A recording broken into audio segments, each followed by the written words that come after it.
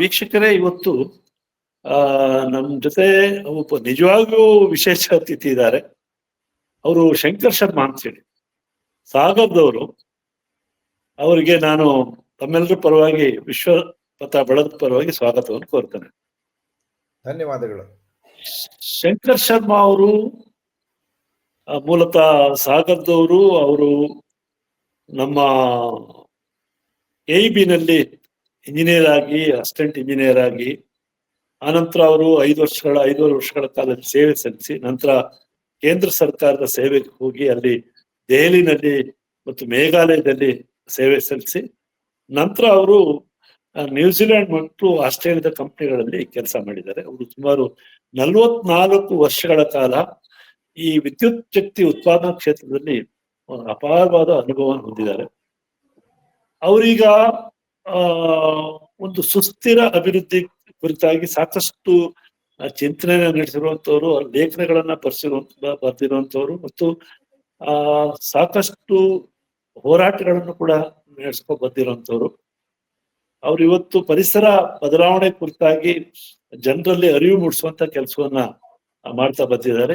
ಈಗ ಅವರು ಇತ್ತೀಚೆಗೆ ಈ ಏನು ಶಿವಮೊಗ್ಗ ಜಿಲ್ಲೆ ಮತ್ತು ಉತ್ತರ ಕನ್ನಡ ಜಿಲ್ಲೆಯಲ್ಲಿ ಬಹಳ ಒಂದು ಸದ್ದು ಮಾಡ್ತಾ ಇರುವಂತ ಶರಾವತಿ ಪಂಪ್ ಸ್ಟೋರೇಜ್ ಯೋಜನೆ ಕುರಿತಾಗಿ ಒಂದು ಜನಾಭಿಪ್ರಾಯನ ರೂಪಿಸುವಂತ ಕೆಲಸವನ್ನ ಮಾಡ್ತಾ ಇದ್ದಾರೆ.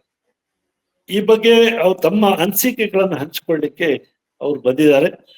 ಅವರನ್ನೀಗ ತಾವು ಸರ್ ಶಂಕರ್ ಶರ್ಮಾ ಅವರೇ, ತಾವೀಗ ಈ ಶರಾವತಿ ಪಂಪ್ ಸ್ಟೋರೇಜ್ ಕುರಿತಾಗಿ ಸ್ವಲ್ಪ ತಮ್ಮ ಅನಿಸಿಕೆಗಳನ್ನ ಹೇಳ್ತಾರೆ. ಯೋಜನೆ ಏನ್ ಕಾನ್ಸೆಪ್ಟ್ ಅದು, ಆ ಬಗ್ಗೆ ಸ್ವಲ್ಪ ಮಾಹಿತಿ ಕೊಡಿ ಸರ್.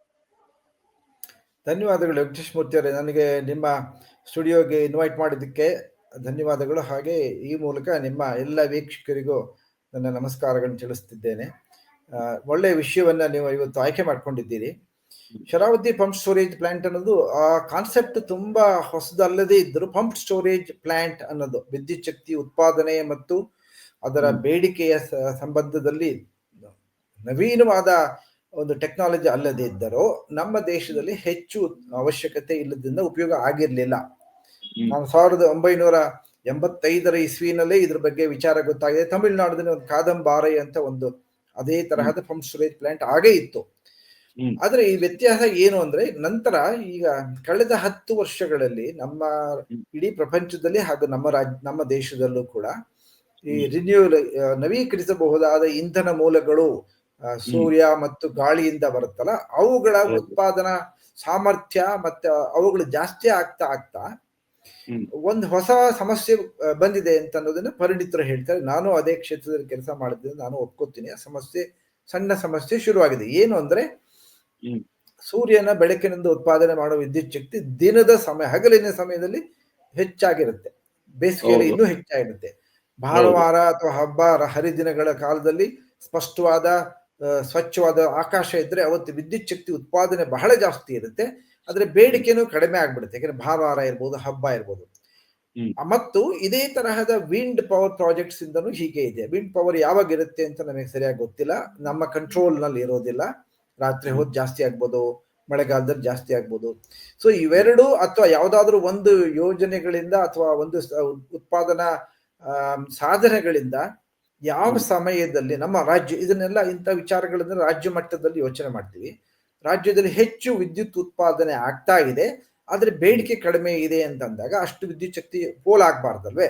ಅದನ್ನ ಹೇಗೆ ವಿದ್ಯುತ್ ಶಕ್ತಿಯನ್ನು ಸ್ಟೋರ್ ಮಾಡಬಹುದು ಅನ್ನೋದು ವಿದ್ಯುತ್ ಅಧಿಕಾರಿಗಳಿಗೆ ಸಮಸ್ಯೆ ಆಗಿದೆ. ನಂತರ ಇನ್ನೊಂದು ಏನಾಗ್ತಿದೆ, ದಿನದ ಸಮಯದಲ್ಲಿ ಅಥವಾ ಹೆಚ್ಚು ಮಳೆಗಾಲ, ತುಂಬಾ ಗಾಳಿ ಇರೋ ಸಮಯದಲ್ಲಿ ಹೆಚ್ಚು ವಿದ್ಯುತ್ಪಾದನೆ ಆಗುತ್ತೆ, ಬೇಡಿಕೆ ಕಡಿಮೆನೂ ಆಗ್ಬಿಡುತ್ತೆ. ಯಾಕೆಂದ್ರೆ ಮಳೆಗಾಲದಲ್ಲಿ ನಮ್ಮ ಅಗ್ರಿಕಲ್ಚರ್ ಪಂಪ್ ಸೆಟ್ಸ್ ರಿಕ್ವೈರ್ಮೆಂಟ್ ಕಡಿಮೆ ಆಗ್ಬಿಡುತ್ತೆ. ನಮ್ಮ ದೇಶದಲ್ಲಿ, ನಮ್ಮ ರಾಜ್ಯದಲ್ಲಿ ವಾರ್ಷಿಕವಾಗಿ ವಿದ್ಯುತ್ ಶಕ್ತಿಯ IP ಸೆಟ್ಗಳಿಂದ ಸುಮಾರು 25-28% ಅಷ್ಟು ವಿದ್ಯುತ್ ಶಕ್ತಿಯನ್ನ ವಾರ್ಷಿಕವಾಗಿ ಅದೇ ಉಪಯೋಗ ಮಾಡ್ಕೊತಾ ಇದೆ. ಮಳೆಗಾಲದಲ್ಲಿ ಚೆನ್ನಾಗಿ ಮಳೆ ಬರ್ತಾಗ, ಗಾಳಿ ಇದ್ದಾಗ ಆ ವಿದ್ಯುತ್ ಶಕ್ತಿಯ ಬೇಡಿಕೆ 0 ಆಗ್ಬಿಡುತ್ತೆ, ಸುಮಾರು ಆಲ್ಮೋಸ್ಟ್ 0ನೇ ಆಗ್ಬಿಡುತ್ತೆ.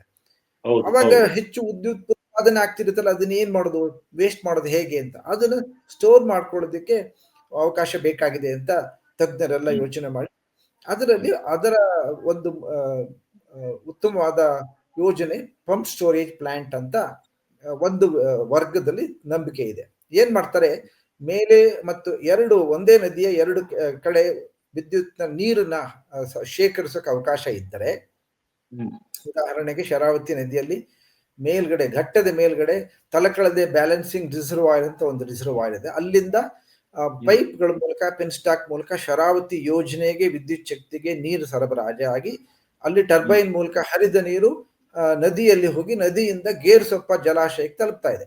ಅಂದ್ರೆ ಜಲಾಶಯ, ಗೇರುಸೊಪ್ಪದಲ್ಲಿ ಒಂದು ಜಲಾಶಯ ಇದೆ, ಮೇಲ್ಗಡೆ ಘಟ್ಟದ ಮೇಲ್ಗಡೆ ತಲಕಳದ ಬ್ಯಾಲೆನ್ಸಿಂಗ್ ರಿಸರ್ವಾಯರ್ ಇದೆ.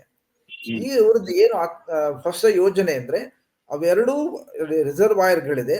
ಇನ್ನೊಂದು ಹೊಸದಾಗಿ ಅಂಡರ್ಗ್ರೌಂಡ್ ಟನಲ್ ನ ಕನ್ಸ್ಟ್ರಕ್ಷನ್ ಮಾಡಿ, ಅಂಡರ್ಗ್ರೌಂಡ್ ಪವರ್ ಹೌಸ್ ಮಾಡಿ, ಅದರೊಳಗೆ ರಿವರ್ಸಿಬಲ್ ಟರ್ಬೈನ್ಸ್ ಅಂತ ಹೇಳ್ತಾರೆ. ಆ ಟರ್ಬೈನ್ ನಲ್ಲಿ ಈಗ ನಮಗೆಲ್ಲ ಗೊತ್ತಿರೋ ಹಾಗೆ ಒಂದು ಹೈಡ್ರೋ ಟರ್ಬೈನ್ ಅಂದ್ರೆ ಅದು ಒಂದೇ ದಿಕ್ಕಿನಲ್ಲಿ ಚಲಿಸುತ್ತೆ.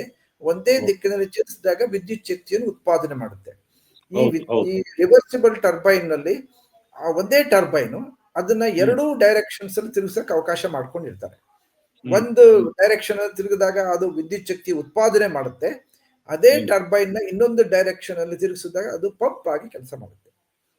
ಅವ್ರ ಉದ್ದೇಶ ಏನು ಅಂದ್ರೆ ಇವೆರಡೂ ಜಲಾಶಯಗಳನ್ನ ಅಂಡರ್ಗ್ರೌಂಡ್ ಪೈಪ್ ಮೂಲಕ ಕನೆಕ್ಟ್ ಮಾಡಿ ಮಧ್ಯದಲ್ಲಿ ಟರ್ಬೈನ್ ನ ಇನ್ಸ್ಟಾಲ್ ಮಾಡಿ, ಆ ಟರ್ಬೈನ್ ನ ಒಂದು ದಿಕ್ಕಿನಲ್ಲಿ ಪಂಪ್ ಆಗಿ, ಅಂದ್ರೆ ಯಾವಾಗ ವಿದ್ಯುತ್ ಶಕ್ತಿ ಹೆಚ್ಚಿರುತ್ತೋ ನಮ್ಮ ರಾಜ್ಯದಲ್ಲಿ ಅದನ್ನು ಉಪಯೋಗಿಸ್ಕೊಂಡು ಕೆಳಗಿನ ಜಲಾಶಯದಿಂದ ಸುಮಾರು 0.371 TMC ಅಷ್ಟು ನೀರನ್ನ ಮೇಲಕ್ಕೆ ಪಂಪ್ ಮಾಡೋದು ಬೆಳಗಿನ ಹೊತ್ತು ಮತ್ತೆ ಸಾಯಂಕಾಲ, ಅಥವಾ ಯಾವಾಗಲೇ ಅದು ವಿದ್ಯುತ್ ಶಕ್ತಿ ಹೆಚ್ಚು ಲಭ್ಯ ಇದ್ದಾಗ. ಮತ್ತು ಬೇಡಿಕೆ ಹೆಚ್ಚು ಯಾವಾಗಾಗಿರುತ್ತೆ ವಿದ್ಯುತ್ ಶಕ್ತಿನ ಅಂದ್ರೆ ಬೆಳಗಿನ ಹೊತ್ತು ಸುಮಾರು 6 ಗಂಟೆಯಿಂದ 8 ಗಂಟೆವರೆಗೂ, ಸಾಯಂಕಾಲ ಸುಮಾರು 5 ರಿಂದ 8 ಗಂಟೆವರೆಗೂ ಹೆಚ್ಚು ವಿದ್ಯುತ್ ಶಕ್ತಿ ನಮ್ಮ ರಾಜ್ಯದಲ್ಲಿ ಬೇಡಿಕೆ ಇರುತ್ತೆ. ಆಗ ಈಗ ಇರುವ ಸ್ಥಾವರಗಳಿಂದ ಬರುವ ವಿದ್ಯುತ್ ಶಕ್ತಿ ಸಾಕಾಗದೆ ಇರೋದ್ರಿಂದ ಆ ಸಮಯದಲ್ಲಿ ಈ ಹೆಚ್ಚು ನೀರನ್ನು ಉಪಯೋಗಿಸ್ಕೊಂಡು ಹೆಚ್ಚುವರಿಯಾಗಿ ಕೇವಲ 2 ಗಂಟೆ ಅಥವಾ 3 ಗಂಟೆಗಳ ಕಾಲ ಮಾತ್ರ ವಿದ್ಯುತ್ ಅನ್ನ ಉತ್ಪಾದನೆ ಮಾಡೋದು ಅಂತ ಈ ಯೋಜನೆಯ ಉದ್ದೇಶ ಅಂತ ಯೋಜನಾ ವರದಿಯಲ್ಲಿ ಹೇಳಿದ್ದಾರೆ. ಬೆಳಗ್ಗೆ ಹೊತ್ತು ಸುಮಾರು 3 ಗಂಟೆ ಮತ್ತೆ ಸಾಯಂಕಾಲ 3 ಗಂಟೆ ಕಾಲ ವಿದ್ಯುತ್ ಶಕ್ತಿಯನ್ನು ಉತ್ಪಾದನೆ ಮಾಡೋದು. ಉಳಿದ 16 ಗಂಟೆಗಳಲ್ಲಿ ವಿದ್ಯುತ್ ಶಕ್ತಿ ಲಭ್ಯತೆ ಜಾಸ್ತಿ ಯಾವಾಗಿರುತ್ತೋ ಆವಾಗೆಲ್ಲ ನೀರನ್ನ ಪಂಪ್ ಮಾಡ್ಕೊಂಡ್ಬಿಡುದು ಅಂತ. ಇದು ಇವುಗಳ ಉದ್ದೇಶ ಅಂತ ಹೇಳಿದ್ದಾರೆ. ಹಾಗೆ ಮಾಡೋದಕ್ಕೆ ಅವರು ನಿಮಗೆ ಗೊತ್ತಿರೋ ಹಾಗೆ ಈಗ ಶರಾವತಿ ವ್ಯಾಲಿಯಲ್ಲಿ ಪವರ್ ಪ್ರಾಜೆಕ್ಟ್ ಮತ್ತೆ ಅದ್ರ ಸುತ್ತಮುತ್ತ ಎಲ್ಲ ದಟ್ಟವಾದ ಕಾಡುಗಳು, ಅದು ತುಂಬಾ ಉತ್ತಮವಾದ ಕಾಡುಗಳು ಕೂಡ, ಮಳೆ ತರುವ ಟ್ರಾಪಿಕಲ್ ರೈನ್ ಫಾರೆಸ್ಟ್ ಅಂತಾರೆ, ಉಷ್ಣ ವಲಯದ ಮಳೆ ತರುವ ಕಾಡುಗಳು. ಅವುಗಳಿಂದ ನಮಗೆಲ್ಲ ಗೊತ್ತಿರೋ ಹಾಗೆ ನಮ್ಮ ರಾಜ್ಯದಲ್ಲಿ ಪಶ್ಚಿಮ ಘಟ್ಟಗಳ ತಪ್ಪಲಲ್ಲಿ ಮಳೆ ಚೆನ್ನಾಗಿ ಆಗೋದ ಕಾರಣ ಪಶ್ಚಿಮ ಘಟ್ಟದಲ್ಲಿರೋ ಕಾಡುಗಳು. ಈಗ ಇವರು ಅದೇ ಜಾಗದಲ್ಲೇ ಸುಮಾರು 400 ಎಕರೆಯಷ್ಟು ಸಂರಕ್ಷಿತ ವನ್ಯಧಾಮದ ಒಳಗಿನ ಜಾಗವನ್ನ ಕೊಡಿ, ನಮಗೆ ಇದಕ್ಕೆ ಬೇಕು, ರಸ್ತೆ ಮಾಡೋದಕ್ಕೆ, ಪವರ್ ಹೌಸ್ ಕಟ್ಟಕ್ಕೆ, ಅದಕ್ಕೆಲ್ಲ ಬೇಕಾಗಿದೆ ಅಂತ ಹೇಳಿ ಅವ್ರು ಹೇಳುವಾಗ ಅಂಡರ್ಗ್ರೌಂಡ್ ಟನಲ್ ಅಂತ ಹೇಳಿದ್ರು. ಪೂರ್ತಿ ಟನಲ್ ನಲ್ಲಿ ಇರೋಲ್ಲ, ಪವರ್ ಪ್ರಾಜೆಕ್ಟ್ ಮತ್ತೆ ಪೈಪ್ಗಳೆಲ್ಲ ಎನ್ಕ್ಲೋಸ್ ಆಗಿರುತ್ತೆ. ಆದ್ರೆ ಅದಕ್ಕೆ ಹೋಗುವ ರಸ್ತೆ, ಬಿಲ್ಡಿಂಗ್ಸ್ಗಳು, ಸಬ್ಸ್ಟೇಷನ್ಗಳು ಅವುಗಳೆಲ್ಲ ಅದಕ್ಕೂ ಬೇಕಾಗುತ್ತೆ. ಹಾಗಾಗಿ ಈಗ ಅಲ್ಲಿ ಡ್ಯಾಮ್ ಅನ್ನೇನು ಕಟ್ಟಲ್ಲ, ಇಲ್ಲ, ಹೊಸದಾಗಿ ಡ್ಯಾಮ್ ಕಟ್ಟುವ ಅವಶ್ಯಕತೆ. 2 ಡ್ಯಾಮ್ಗಳಿದೆ, 2 ಡ್ಯಾಮ್ಗಳು ಈಗಾಗಲೇ ಇದೆಯಲ್ಲ.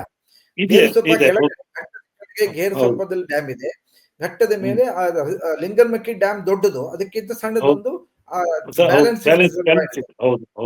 ಸೊ ಅವ್ರ ಉದ್ದೇಶ ಇದರಲ್ಲಿ ಗೇರುಸೊಪ್ಪದಲ್ಲಿ ಶೇಖರಣೆ ಆಗುವ ನೀರನ್ನ ಮೇಲ್ಗಡೆ ತಲಕಳದ ಬ್ಯಾಲೆನ್ಸಿಂಗ್ ರಿಸರ್ವಾಯರ್ಗೆ ದಿನದಲ್ಲಿ ಯಾವಾಗ ವಿದ್ಯುತ್ ಶಕ್ತಿ ಲಭ್ಯತೆ ಇರುತ್ತೆ ಪಂಪ್ ಮಾಡೋದು, ಇಟ್ಕೊಳ್ಳೋದು. ವಿದ್ಯುತ್ ಶಕ್ತಿಯ ಬೇಡಿಕೆ ಜಾಸ್ತಿ ಆದಾಗ ಆ ಹೆಚ್ಚುವರಿ ನೀರನ್ನ, ಅದೇ 0.7371 TMC ಅಷ್ಟು ನೀರು ಬೇಕಾಗತ್ತೆ ಅಂತ ಹೇಳಿದಾರೆ ಅವರು. ಅಂದ್ರೆ 2000 ಮೆಗಾವ್ಯಾಟ್ ವಿದ್ಯುತ್ ಶಕ್ತಿಯನ್ನ, ವಿದ್ಯುತ್ ಕ್ಷಮತೆಯನ್ನ ಮಿಷಿನ್ಗಳ ಮೂಲಕ 3 ಗಂಟೆ ಕಾಲ ವಿದ್ಯುತ್ ಶಕ್ತಿ ಉತ್ಪಾದನೆ ಮಾಡೋದಕ್ಕೆ ಸುಮಾರು 0.371 TMC ಬೇಕು ಅಂತ ಹೇಳಿದ್ದಾರೆ. ಅಷ್ಟು ನೀರನ್ನು ಬಾಕಿ ಸಮಯದಲ್ಲಿ ಪಂಪ್ ಮಾಡ್ಕೋತಾರೆ, ಆಮೇಲೆ ಬೇಡಿಕೆ ಇದ್ದಾಗ ಅದಷ್ಟನ್ನು ಉಪಯೋಗಿಸ್ಕೊಂಡು ವಿದ್ಯುತ್ ಶಕ್ತಿ ಉತ್ಪಾದನೆ ಮಾಡ್ತಾರೆ. ಆ ನೀರು ಹೋಗಿ ಗೇರುಸೊಪ್ಪದಲ್ಲಿ ಶೇಖರಣೆ ಆಗುತ್ತೆ ಮತ್ತು ಅದನ್ನೇ ಬೇಕಾದ್ರೆ ಪಂಪ್ ಮಾಡ್ಬೋದು, ಹೀಗೆ. ಆದ್ರೆ ಅದಕ್ಕೆ ಸುಮಾರು 400 ಎಕರೆಯಷ್ಟು ಅರಣ್ಯ ಪ್ರದೇಶ, ಅರಣ್ಯ ಹೇಳುವಾಗ ಅರಣ್ಯವಲ್ಲದ ಪ್ರದೇಶ ಅಂತಾರೆ. ಅದು ಇಡೀ ನೀವು ಆ ಜಾಗಕ್ಕೆ ಹೋದ್ರೆ ಅರಣ್ಯ ಅಲ್ಲ ಅಂತ ಹೇಳಕ್ಕೆ ಆಗಲ್ಲ. ಆ ತರಹದ ವಾತಾವರಣ ಅಲ್ಲಿ ಯಾವ ತರಹದ ಮನುಷ್ಯನ ಹಸ್ತಕ್ಷೇಪ ಆಗದೆ ಹೋದ್ರೆ ಅದಷ್ಟೂ ಕೂಡ ತುಂಬಾ ದಟ್ಟವಾದ ಅರಣ್ಯಗಳು 10 ವರ್ಷದಲ್ಲಿ ಆಗ್ಬಿಡಬಹುದು. ಅಲ್ಲಿ ಜನಗಳು ಓಡಾಡ್ತಿರ್ತಾರೆ, ಮನೆಗಳು ಮಾಡ್ಕೊಂಡಿದ್ದಾರೆ, ಕೃಷಿಯನ್ನು ಮಾಡ್ತಿರ್ಬೋದು. ನಮ್ಮ ಪ್ರಶ್ನೆ, ಅಲ್ಲಿ ಅಂತಹ ಅತ್ಯುತ್ತಮವಾದ ಕಾಡಲ್ಲಿ ವನ್ಯ ಮೃಗ ತಾಣದಲ್ಲಿ ನೀವು ಇಷ್ಟು ಜಾಗವನ್ನ ಡೈವರ್ಟ್ ಮಾಡೋದು, ಹಾಳು ಮಾಡೋದು ಸರಿಯೇ ಅಂತ. ಯಾಕೆ ಅಂದ್ರೆ ರಾಷ್ಟ್ರೀಯ ವನ್ಯ ಮೃಗ ರಕ್ಷಣಾ ಕಾಯ್ದೆಯ ಪ್ರಕಾರ 1972 ಪ್ರಕಾಶ ಆಕ್ಟ್, ಅದು ವೈಲ್ಡ್ ಲೈಫ್ ಪ್ರೊಟೆಕ್ಷನ್ ಆಕ್ಟ್ ಅಲ್ಲಿ ಒಂದು ಸಲ ಒಂದು ಜಾಗವನ್ನ ವೈಲ್ಡ್ ಲೈಫ್ ಸ್ಯಾಂಕ್ಚುರಿ ಅಥವಾ ಟೈಗರ್ ರಿಸರ್ವ್ ಅಥವಾ ನ್ಯಾಷನಲ್ ಪಾರ್ಕ್ ಅಂತ ಡಿಕ್ಲೇರ್ ಮಾಡಿದ್ಮೇಲೆ ಅವುಗಳನ್ನು ಪ್ರೊಟೆಕ್ಟೆಡ್ ಏರಿಯಾ ಅಂತ ಡಿಕ್ಲೇರ್ ಆಗೋಗುತ್ತೆ. ಅದನ್ನು ರಾಜ್ಯ ಸರ್ಕಾರ, ಕೇಂದ್ರ ಸರ್ಕಾರದ ಲಿಖಿತ ಅನುಮತಿ ಇಲ್ಲದೆ ಯಾವ ತರಹದಲ್ಲೂ ಅಲ್ಲಿ ಯಾವ ತರಹದ ಹಸ್ತಕ್ಷೇಪವನ್ನು ಮಾಡಬಾರದು. ಇಲ್ಲಿ 2018ರಲ್ಲಿ ಈ ಶರಾವತಿಯಲ್ಲಿ ನಾವು ಈಗ ಯಾವ್ದು ಹೇಳ್ತಾ ಇದ್ದು ಅದು ಸುಮಾರು 90,000 ಸ್ಕ್ವೇರ್ ಕಿಲೋಮೀಟರ್, ತುಂಬಾ ದೊಡ್ಡ ಏರಿಯಾ. ಶರಾವತಿ ಜಲಾನಯನ ಪ್ರದೇಶದ ಕೆಲವು, ಶರಾವತಿ ಡ್ಯಾಮ್ ಮತ್ತು ಉತ್ತರ ಕನ್ನಡ ಜಿಲ್ಲೆಯ ಹೊನ್ನಾವರ ತಾಲೂಕಿನ ಜಾಗ ಎಷ್ಟು ಸೇರಿಸ್ಕೊಂಡು ಒಂದು ದೊಡ್ಡ ಸಂರಕ್ಷಿತ ಅರಣ್ಯ LTM ಸ್ಯಾಂಕ್ಚುರಿ ಅಂತ ಕ್ರಿಯೇಟ್ ಮಾಡಿದ್ದಾರೆ. ಸಿಂಗಳೀಕೆಗಳು ಅಂತ ಕೇಳಿದ್ದಲ್ಲ, ಲಯನ್ ಚೈಲ್ಡ್ ಮೆಕಾಕ್ ಅಂತ, ಅವುಗಳ ಆವಾಸ ಸ್ಥಾನ. ಅದು ಬೇರೆ ಕಡೆ ಜಾಸ್ತಿ ಎಲ್ಲೂ ಇಲ್ಲ ಅಂತ. ಪ್ರಪಂಚದಲ್ಲಿ ಇರೋದೆಲ್ಲ ನಮ್ಮಲ್ಲೇ, ಪಶ್ಚಿಮ ಘಟ್ಟಗಳಲ್ಲಿ, ತಮಿಳುನಾಡಿನಲ್ಲಿ. ಅದರೊಳಗೆ ಇಲ್ಲೇ ಸುಮಾರು 730 ಅವುಗಳು ಬೇರೆ ಕಡೆ ಎಲ್ಲೂ ಇಲ್ಲ. ಅವುಗಳು ಈ ನಮ್ಮ IUCN ಅಂತ ಒಂದು ಸಂಸ್ಥೆಯ ರೆಡ್ ಲಿಸ್ಟ್ ಪ್ರಕಾರ ಅವುಗಳು ತುಂಬಾ ಅಪಾಯದ ಅಂಚಿನಲ್ಲಿರುವ ಸಸ್ತನಿಗಳು. ಅವುಗಳೇ ಅದಕ್ಕಿಂತ ಈ ಆವಾಸ ಸ್ಥಾನಗಳು ಬಿಟ್ರೆ ಬೇರೆ ಎಲ್ಲೂ ಅವರು ಸೇಫ್ ಆಗಿರಕ್ಕೆ ಸಾಧ್ಯ ಇಲ್ಲ, ಬದುಕೋಲ್ಲ ಅಂತ ಅವರೇ ಹೇಳಿದ್ದಾರೆ ಸರ್ಕಾರ. ಅದೇ ಕಾರಣಕ್ಕೆ ಅದನ್ನು ವೈಲ್ಡ್ ಲೈಫ್ ಸ್ಯಾಂಕ್ಚುರಿ ಅಂತ ಮಾಡಿದ್ದಾರೆ. ಈಗ ಅಲ್ಲಿ ತಗೊಳ್ತಿದ್ದಾರೆ. ಆ ವೈಲ್ಡ್ ಲೈಫ್ ಸ್ಯಾಂಕ್ಚುರಿಯ ಪ್ರೊಟೆಕ್ಷನ್ ಆಕ್ಟ್ ಪ್ರಕಾರ ಸೆಕ್ಷನ್ 29ನಲ್ಲಿ ಅಲ್ಲಿ ಯಾವುದೇ ತರಹದ ಮಾನವನ ಹಸ್ತಕ್ಷೇಪ ಆಗುವ ಹಾಗಿಲ್ಲ ಅಂತ ಸ್ಪಷ್ಟವಾಗಿ ಹೇಳಿದ್ದಾರೆ. ಆದರೂ ಅದಕ್ಕೆ ಸಣ್ಣ ಎಕ್ಸೆಂಪ್ಷನ್ ಕೊಟ್ಟಿದ್ದಾರೆ. ಅದ್ರಲ್ಲಿ ಏನಂದ್ರೆ, ರಾಜ್ಯದಲ್ಲಿ ಒಬ್ಬ ಚೀಫ್ ವೈಲ್ಡ್ ಲೈಫ್ ವಾರ್ಡನ್ ಅಂತ ಇರ್ತಾರೆ, ಅವರು ರೆಕಮೆಂಡ್ ಮಾಡಿದ್ದಾರೆ ಸಣ್ಣ ಪುಟ್ಟ ಕೆಲಸಗಳನ್ನ ನಾವು ತೆಗೆದುಕೊಳ್ಳಬಹುದು. ಎಂತ ಕೆಲಸಗಳು? ಆ ಕೆಲಸಗಳೆಲ್ಲ ಅಲ್ಲಿರುವ ಜೀವಿಗಳ ಉನ್ನತೀಕರಣಕ್ಕಾಗಿ, ಒಳ್ಳೇದಕ್ಕಾಗಿ ಮಾತ್ರ ಇರಬೇಕು, ಬೇರೆ ಯಾವುದೋ ಆಗ್ಬಾರ್ದು ಅಂತ. ಅಥವಾ ಇನ್ನೊಂದು ಏನು ಅಂದ್ರೆ, ಯಾವುದೋ ಒಂದು ವೈಲ್ಡ್ ಲೈಫ್ ಸ್ಯಾಂಕ್ಚುರಿಯ ಮೂಲಕ ಒಂದು ಸಣ್ಣ ವಾಟರ್ ಪೈಪ್ ಲೈನ್ ಪಕ್ಕದ ಹಳ್ಳಿಗೆ ಅನಿವಾರ್ಯವಾಗಿ ಕುಡಿಯೋ ನೀರಿಗಾಗಿ ತಗೊಂಡೋದ್ರೆ ಪರವಾಗಿಲ್ಲ ಅಂತ ಒಪ್ಕೋಬಹುದು. ಇದು ಯಾವುದಿದೆ, ಇದು ಅಷ್ಟು ದೊಡ್ಡ ಅಗಾಧವಾದ ಯೋಜನೆ ಯಾಕೆ ಬೇಕು ಅಂತ. ಮುಖ್ಯವಾಗಿ ನಾವು ಕೇಳ್ತಿರೋದೇನು ಅಂದ್ರೆ, ಇದಕ್ಕೆ ಪರ್ಯಾಯ ಯೋಜನೆಗಳೇ ಇದ್ದಾಗ, ಕಾಡಿನ ಹೊರಗಡೆ ಯಾವ ಮರವನ್ನು ಕಡಿದೇನೆ ಏನೂ ಮಾಡದೆ ಮಾಡೋದಕ್ಕೆ ತಾಂತ್ರಿಕ ಪರಿಣಿತಿ ಇದೆಯೇ ಅಂತ ವ್ಯವಸ್ಥೆಗಳೇ ಇರುವಾಗ ಇದು ಯಾಕೆ ಬೇಕು ಅಂತ. ಉದಾಹರಣೆಗೆ ಬ್ಯಾಟ್ರಿ ಎನರ್ಜಿ ಸ್ಟೋರೇಜ್ ಸಿಸ್ಟಮ್ ಅಂತ ಇದೆ. ನಮ್ಮ ಮನೆಗಳಲ್ಲೆಲ್ಲ ನಾವು UPS ನಲ್ಲಿ ಬ್ಯಾಟ್ರಿ ನೋಡಲ್ವೇ, ಮನೇಲಿ ಇರುತ್ತಲ್ವೇ, ಅದೇ ದೊಡ್ಡ ಸೈಜ್ ಬ್ಯಾಟ್ರಿಯನ್ನ ನಾವು ಸರಿಯಾದ ರೀತಿಯಲ್ಲಿ ಕನ್ಸ್ಟ್ರಕ್ಷನ್ ಮಾಡಿದರೆ, ವಿದ್ಯುತ್ ಗ್ರಿಡ್ಗೆ ಸೇರಿಸಿದರೆ, ಈ ಪಂಪ್ ಸ್ಟೋರೇಜ್ ಇಂದ ಏನು ಉದ್ದೇಶಿತ ಕಾರಣಗಳಿದೆಯೋ ಅದನ್ನೆಲ್ಲ ಅದರಲ್ಲಿ ನೆರವೇರಿಸ್ಕೋಬಹುದು. ಒಂದು ಮರದ ಟೊಂಗೆಯು ಎಲೆಯನ್ನು ಹಾಳು ಮಾಡದೆ ಅವುಗಳನ್ನು ಮಾಡಕ್ ಸಾಧ್ಯ ಇದೆ. ಹೇಗೆ ಹೇಳ್ತಿದ್ದೀರಾ ಅಂದ್ರೆ, ಪ್ರಪಂಚದಲ್ಲಿ ಎಲ್ಲಾ ಕಡೆಗೂ ಅದು ಉಪಯೋಗ ಆಗ್ತಾ ಇದೆ. ನಮ್ಮ ದೇಶದಲ್ಲೇ ಇಲ್ಲಿ 2000 megawatt capacity pump storage plant ಬಗ್ಗೆ ಹೇಳ್ತಿದ್ದಾಗ, 2000 ಮೆಗಾವ್ಯಾಟ್ ನ ಬ್ಯಾಟರಿ ಎನರ್ಜಿ ಸ್ಟೋರೇಜ್ ಸಿಸ್ಟಮ್ಗೆ ಟೆಂಡರ್ ಅವಾರ್ಡ್ ಆಗಿದೆ ಮಹಾರಾಷ್ಟ್ರದಲ್ಲಿ ಮತ್ತು ಗುಜರಾತ್ ಅಲ್ಲಿ. 2000. ಓಕೆ, ಅದು ಇನ್ನೇನು ಅನುಕೂಲಗಳು, ಅವುಗಳೆಲ್ಲ ಒಂದೇ ಜಾಗದಲ್ಲಿ ಇರೋ ಅವಶ್ಯಕತೆ ಇಲ್ಲ. ಈಗ ನೀವು 2000 ಮೆಗಾವ್ಯಾಟ್ ಮಾಡಿದ್ರೆ 400 ಎಕರೆ ಜಾಗ ಬೇಕಾಯ್ತು. ಆದ್ರೆ ಅದನ್ನ 2000 ಮೆಗಾವ್ಯಾಟ್ ಒಟ್ಟು ಬೇಕು ಅಂತ ಹೇಳ್ತಿದ್ದಾರೆ ವಿದ್ಯುತ್ ಶಕ್ತಿ ಬೇಡಿಕೆಗೆ. ಅದನ್ನ 50 ಕಡೆ ಹಾಕಬಹುದಲ್ಲ. ನಮ್ಮ ಉದಾಹರಣೆಗೆ ನಮ್ಮ ರಾಜ್ಯದಲ್ಲಿ ಸುಮಾರು ಬೇಡಿಕೆಯನ್ನು ಒಂದೇ ಕಡೆ ಇರಲ್ಲ ಅಲ್ವಾ? ಕರೆಕ್ಟ್. ಆಮೇಲೆ ಬೇಡಿಕೆಯನ್ನು ಒಂದೇ ಕಡೆಯಿಂದನೂ ಈಡೇರಿಸಿಕೊಳ್ಳೋ ಅವಶ್ಯಕತೆ ಇಲ್ಲ. ನಮ್ಮ ರಾಜ್ಯದಲ್ಲಿ ಉದಾಹರಣೆ ಸುಮಾರು 110 ಸಬ್ಸ್ಟೇಷನ್ಗಳಿದೆ. 166 KV, 110 KV, 240, 232 ಅಲ್ಲೆಲ್ಲ ಜಾಗಗಳಿರುತ್ತೆ. ಅವುಗಳನ್ನ ಹಾಕೊಂಡ್ಬಿಟ್ರೆ, ಆಮೇಲೆ ಇನ್ನೊಂದು ವೆಂಕಟೇಶ್ ಮೂರ್ತಿ, ಈ ಯೋಜನೆ ಕಾಡಿನ ಒಳಗಡೆ ದೂರದಲ್ಲಿ ಇರೋದ್ರಿಂದ ಅಲ್ಲಿಂದ ಒಂದು 400 KV line double circuit 2000 megawatt ವಿದ್ಯುತ್ ಶಕ್ತಿಯನ್ನ ಸಾಗಣೆ ಮಾಡೋದಕ್ಕೆ ಹೊಸದಾಗ ಲೈನೇ ಕನ್ಸ್ಟ್ರಕ್ಷನ್ ಮಾಡ್ಬೇಕಾಗುತ್ತೆ. ಅದು ಕಾಡು ಹೋಗುತ್ತೆ. ಆಮೇಲೆ ಅಲ್ಲಿಂದ ತಾಳಗುಪ್ಪ ಹತ್ರ ಬಂದಾಗ ಅಲ್ಲಿ ರೈತರ ಜಮೀನು ಹೋಗಬಹುದು. ಸೊ ನಮ್ಮ ಪ್ರಶ್ನೆ, ನೀವು ಒಂದೇ ಕಡೆ 2000 ಮೆಗಾವ್ಯಾಟ್ ನ ತಗೊಂಡು ಟ್ರಾನ್ಸ್ಮಿಷನ್ ಲಾಸ್ ಕೂಡ ತುಂಬಾ ಆಗುತ್ತೆ. ಟ್ರಾನ್ಸ್ಮಿಷನ್ ಲಾಸಸ್ ತುಂಬಾ ಕಡಿಮೆ ಆಗುತ್ತೆ. ಟ್ರಾನ್ಸ್ಮಿಷನ್ ಲಾಸಸ್ ತುಂಬಾ ಜಾಸ್ತಿ ಆಗುತ್ತೆ. ಒಂದೇ ಕಡೆಯಿಂದ ದೂರ ಸಾಗಿಸುವಾಗ ನಿಜ ತಾವ್ ಹೇಳ್ತಿರೋದ್ರೆ ಹ್ಮ್. ಅದನ್ನ ನಾವು ಬರೀ ಟ್ರಾನ್ಸ್ಮಿಷನ್ ಡಿಸ್ಟ್ರಿಬ್ಯೂಷನ್ ಲಾಸಸ್ ಅಂತ ಹೇಳ್ತೀವಿ. ಅದರಲ್ಲಿ ಆ ಅದರೊಳಗೆ ಟ್ರಾನ್ಸ್ಮಿಷನ್ ಮತ್ತೆ ಡಿಸ್ಟ್ರಿಬ್ಯೂಷನ್ ಎರಡು ಬೇರೆ ಬೇರೆ ಕಾಂಪೋನೆಂಟ್ ಗಳಿದೆ. ಟ್ರಾನ್ಸ್ಮಿಷನ್ ಕಾಂಪೋನೆಂಟ್ ಸ್ವಲ್ಪ ಸಾಮಾನ್ಯವಾಗಿ ಕಡಿಮೆ ಇರುತ್ತೆ, ಡಿಸ್ಟ್ರಿಬ್ಯೂಷನ್ ಕಾಂಪೋನೆಂಟೇ ಜಾಸ್ತಿ ಇರುತ್ತೆ. ನಾವೇನ್ ಹೇಳ್ತಾ ಇದೀವಿ, ಈ ತರ 2000 ಮೆಗಾವ್ಯಾಟ್ ನ ಒಂದು ಜಾಗದಲ್ಲಿ ಹಾಕೋ ಬದಲು 50 ಮೆಗಾವ್ಯಾಟ್ 100 ಮೆಗಾವ್ಯಾಟ್ ಎಕ್ಸಿಸ್ಟಿಂಗ್ ಸಬ್ಸ್ಟೇಷನ್ ಹಾಕಿ ಅಲ್ಲಿ ಸೇರಿಸ್ಬಿಟ್ರೆ ಲಾಸ್ 0 ಆಗ್ಬಿಡುತ್ತಲ್ಲ. ಯಾಕಂದ್ರೆ ಎಕ್ಸಿಸ್ಟಿಂಗ್ ಲೈನ್ ಇದೆ, ಸಬ್ಸ್ಟೇಷನ್ ಇದೆ. ಆಮೇಲೆ ಆ ಸಬ್ಸ್ಟೇಷನ್ ಅಲ್ಲಿ ಖಾಲಿ ಜಾಗ ಇರಬಹುದು, ತುಂಬಾ ಕಡೆ ಇರುತ್ತೆ. ಆಮೇಲೆ ನೀವು ಸಣ್ಣ ಸಣ್ಣ 10 ಮೆಗಾವ್ಯಾಟ್ 20 ಮೆಗಾವ್ಯಾಟ್ ಬ್ಯಾಟ್ರಿ ಹಾಕೋದಾದ್ರೆ ಜಾಸ್ತಿ ಜಾಗ ಬೇಡಲ್ಲ. ಆಗ ಒಂದು ಈ ವಿದ್ಯುತ್ ಒಂದು ಮೆಗಾವ್ಯಾಟ್ ಬ್ಯಾಟ್ರಿಗೆ ಎಷ್ಟು ಜಾಗ ಬೇಕಾಗುತ್ತೆ ಸರ್? ಅದನ್ನೇ ನಾನು ಇನ್ನೊಂದು ಹೇಳ್ತೀನಿ, ಒಂದ್ ನಿಮಿಷ ಬರ್ತೀನಿ. ಈ ನಾವು ಪಂಪ್ ಸ್ಟೋರೇಜ್ ಪ್ಲಾಂಟ್ಗೆ ಸುಮಾರು 2.5-3 ಎಕರೆ ಜಾಗ ಬೇಕಾಗುತ್ತೆ ಅಂತ ಎಸ್ಟಿಮೇಟ್ ಮಾಡಿ 1 ಮೆಗಾವ್ಯಾಟ್ಗೆ ಸುಮಾರು. ಅದು ಇದು ಬಿಟ್ಬಿಡಿ, ಇದು ಹೊಸದು, ಇದರಲ್ಲಿ 400 ಎಕರೆ ಕೇಳಿದರೆ 2000 ಮೆಗಾವ್ಯಾಟ್ ಕಡಿಮೆ ಆಗುತ್ತೆ ಅನ್ಬೋದು. ಯಾಕಂದ್ರೆ 2 ರಿಸರ್ವಾಯರ್ಗಳಿದೆ. ನಾನು ಇನ್ನೊಂದು ಉದಾಹರಣೆ ಹೇಳ್ತೀನಿ. ವರಾಹಿ ಪಕ್ಕದಲ್ಲೇ ವರಾಹಿ ಜಿಲ್ಲೆಯಲ್ಲಿ ವರಾಹಿನಲ್ಲೂ ಇದೇ ತರ 1500 ಮೆಗಾವ್ಯಾಟ್ ಯೋಚನೆ ಮಾಡಿದ್ದಾರೆ. ಅಲ್ಲಿ ಸದ್ಯಕ್ಕೆ ಒಂದೇ ಒಂದು ಡ್ಯಾಮ್ ಇರೋದು, ಮಾಣೆ ಡ್ಯಾಮ್ ಒಂದೇ. ಕೆಳಗಡೆ ಒಂದು ಕಟ್ಟಬೇಕಾಗತ್ತೆ. ಹೊಸದಾಗಿ ಡ್ಯಾಮ್ ನ ಎಲ್ಲಿ ಕಟ್ಟಬೇಕೋ ಅಲ್ಲಿ ಜಾಸ್ತಿ ಬೇಕಾಗತ್ತೆ ಅಂತ. ಆದರೆ ಇವೆಲ್ಲ ಹೋಲಿಕೆ ಮಾಡಿದರೆ ಬ್ಯಾಟರಿ ಎನರ್ಜಿ ಸ್ಟೋರೇಜ್ ಸಿಸ್ಟಮ್ ನಲ್ಲಿ ಒಂದು ಮೆಗಾವ್ಯಾಟ್ಗೆ ಸುಮಾರು 0.1 ಎಕರೆಗಿಂತನೂ ಕಡಿಮೆ ಬೇಕಾಗುತ್ತೆ. ಉದಾಹರಣೆಗೆ ಎಕ್ಸಿಸ್ಟಿಂಗ್ ಸಬ್ಸ್ಟೇಷನ್, ನಮ್ಮ ರಾಜ್ಯದಲ್ಲಿ ಎಕ್ಸಿಸ್ಟಿಂಗ್ ಸಬ್ಸ್ಟೇಷನ್ಗಳು ಎಲ್ಲಿದೆ ಅವುಗಳೆಲ್ಲದಲ್ಲೂ 10-15 ಮೆಗಾವ್ಯಾಟ್ ನ ಯಾವುದು ಹೊಸದಾಗಿ ಜಾಗ ತಗೊಳ್ಳದೆ ಅದರೊಳಗೆ ಹಾಕಿ ಜಾಗ ಇರುತ್ತೆ. ಸೊ ಪ್ರಾಬ್ಲಮ್ ಎಲ್ಲ ಸಾಲ್ವ್ ಆಗೋಯ್ತು. ನೀವು ಸಬ್ಸ್ಟೇಷನ್ ಒಳಗಡೆ ಇದೆ, ಪ್ರೊಟೆಕ್ಷನ್ ಸಿಕ್ತು, ಅವರೇ ಆಪರೇಟ್ ಮಾಡ್ಬೋದು, ಅಂಡರ್ಗ್ರೌಂಡ್ ಕೇಬಲ್ ಮೂಲಕ ಕನೆಕ್ಟ್ ಮಾಡ್ಬಿಡ್ಬೋದು, ಏನು ಸಮಸ್ಯೆ ಇಲ್ಲ. ಆಮೇಲೆ ತಾವು ಹೇಳ್ದಂಗೆ ಇಡೀ ರಾಜ್ಯದ ಎಲ್ಲಾ ಕಡೆಗೂ ಹರಡೋದ್ರಿಂದ ಲಾಸಸ್ ತುಂಬಾ ಕಡಿಮೆ ಆಗುತ್ತೆ. ಟ್ರಾನ್ಸ್ಮಿಷನ್ ಡಿಸ್ಟ್ರಿಬ್ಯೂಷನ್ ಲಾಸಸ್ ಜಾಸ್ತಿ ಆಗುತ್ತೆ. ಆಮೇಲೆ ಇನ್ನೊಂದು, ಈ ಬ್ಯಾಟರಿ ಸ್ಟೋರೇಜ್ ಅನ್ನೋದು ಒಂದು ತರಹದ ವಿದ್ಯುತ್ ಶಕ್ತಿ ಉತ್ಪಾದನಾ ಸಾಮರ್ಥ್ಯವಿರುವ ಸಾಧನ ಅಂತಾನೆ ಅನ್ಕೋಬಹುದು. ಸೊ ಉದಾಹರಣೆಗೆ ಬೀದರ್, ಗುಲ್ಬರ್ಗ, ರಾಯಚೂರುಗಳೆಲ್ಲ ಹಾಕಿದ್ರೆ ಅಲ್ಲಿ ವಿದ್ಯುತ್ ಶಕ್ತಿ ಉತ್ಪಾದನಾ ಕೇಂದ್ರಗಳು ಇಲ್ಲದಿದ್ದರೆ ವೋಲ್ಟೇಜ್ ಇಂಪ್ರೂವ್ ಆಗುತ್ತೆ. ಅಲ್ಲಿ ಹಳ್ಳಿಗಳಿಗೆಲ್ಲ ವೋಲ್ಟೇಜ್ ಇಂಪ್ರೂವ್ ಆಗುತ್ತೆ. ಈಗ ಶರಾವತಿ, ಕಾಳಿ ಅಥವಾ ರಾಯಚೂರಿಂದನೇ ಎಲ್ಲಾ ಕಡೆಗೂ ವಿದ್ಯುತ್ ಶಕ್ತಿ ಹೋಗ್ತಾ ಇದೆ. ಅದು ಅಲ್ಲಲ್ಲೇ ವಿದ್ಯುತ್ ಶಕ್ತಿ ಉತ್ಪಾದನೆ ಮಾಡ್ದಂಗೆ ಆಗುತ್ತೆ. ಸೊ ಇದು ಅಪಾರ ಪ್ರಮಾಣವಾದ ಅನುಕೂಲ ಇದೆ. ಆಮೇಲೆ ಒಂದು ಈ ಪಂಪ್ ಸ್ಟೋರೇಜ್ ಪ್ಲಾಂಟ್ ಅನ್ನ ಕನ್ಸ್ಟ್ರಕ್ಷನ್ ಮಾಡೋದಕ್ಕೆ ಕೆಪಿಸಿಎಲ್ ನವರು ಈ ಕೇಸ್ ಅಲ್ಲಿ ಹೇಳಿದ್ರೆ ಸುಮಾರು 5-6 ವರ್ಷ ಬೇಕಾಗತ್ತೆ ಅಂತ ಹೇಳ್ತಾರೆ ಕನ್ಸ್ಟ್ರಕ್ಷನ್ಗೆ. ಅಂದ್ರೆ 6 ವರ್ಷ ನಾವು ಕಾಯ್ಬೇಕು. ಎಷ್ಟು ಕೋಟಿ ಪ್ರಾಜೆಕ್ಟ್ ಅದು? ಇದಕ್ಕೆ ಈ ವರ್ಷದ ಬಡ್ಜೆಟ್ ಅಲ್ಲಿ ಸುಮಾರು 10,300 ಕೋಟಿಯನ್ನ ಇಟ್ಟಿದ್ದಾರೆ ಅಂತ ಪೇಪರ್ ನಲ್ಲೆಲ್ಲ ಬಂದಿದೆ. ಅವರು ಬಹಳ ಮಾಹಿತಿ ಕೊಟ್ಟಿಲ್ಲ. ಅವ್ರು ಹೇಳುವಾಗ ಇಷ್ಟು ಬಡ್ಜೆಟ್ ಸ್ಯಾಂಕ್ಷನ್ ಮಾಡಿದ್ದಾರಂತೆ 10,300 ಕೋಟಿ ಅಂತ. ಆಮೇಲೆ ಅವರು KPTCL ನವರು ತಮ್ಮ ವಿಸ್ತೃತವಾದ ಯೋಜನಾ ವರದಿಯಲ್ಲಿ ಸುಮಾರು 8,500 ಕೋಟಿ ಅಂತ ಹೇಳಿದ್ದಾರೆ. ಅದ್ರಲ್ಲಿ ಕಾಂಪೆನ್ಸೇಷನ್ ಅದೆಲ್ಲ ಹೇಳಿರಲ್ಲ. ಕಾಂಪೆನ್ಸೇಷನ್ ಕೊಡ್ಬೇಕಲ್ಲ, ಯಾಕಂದ್ರೆ 400 ಎಕರೆ ಅಷ್ಟು ಕಾಡು ಹೋಗುತ್ತಲ್ಲ, ಕಾಡು ಹೋಗುತ್ತೆ, ಅರಣ್ಯ ಇಲಾಖೆಗೆ ಕೊಡ್ಬೇಕಾಗತ್ತೆ. ನಂತರ ಅಲ್ಲಿ ಸುಮಾರು 130 ಕುಟುಂಬಗಳಿದೆ ಅಂತ ಯೋಜನಾ ಜಾಗದಲ್ಲಿ, ಅವುಗಳನ್ನೆಲ್ಲ ಒಕ್ಕಲೆಬ್ಬಿಸ್ಬೇಕಾಗತ್ತೆ, ಅವ್ರಿಗೆ ಕಾಂಪೆನ್ಸೇಷನ್ ಕೊಡ್ಬೇಕಾಗತ್ತೆ.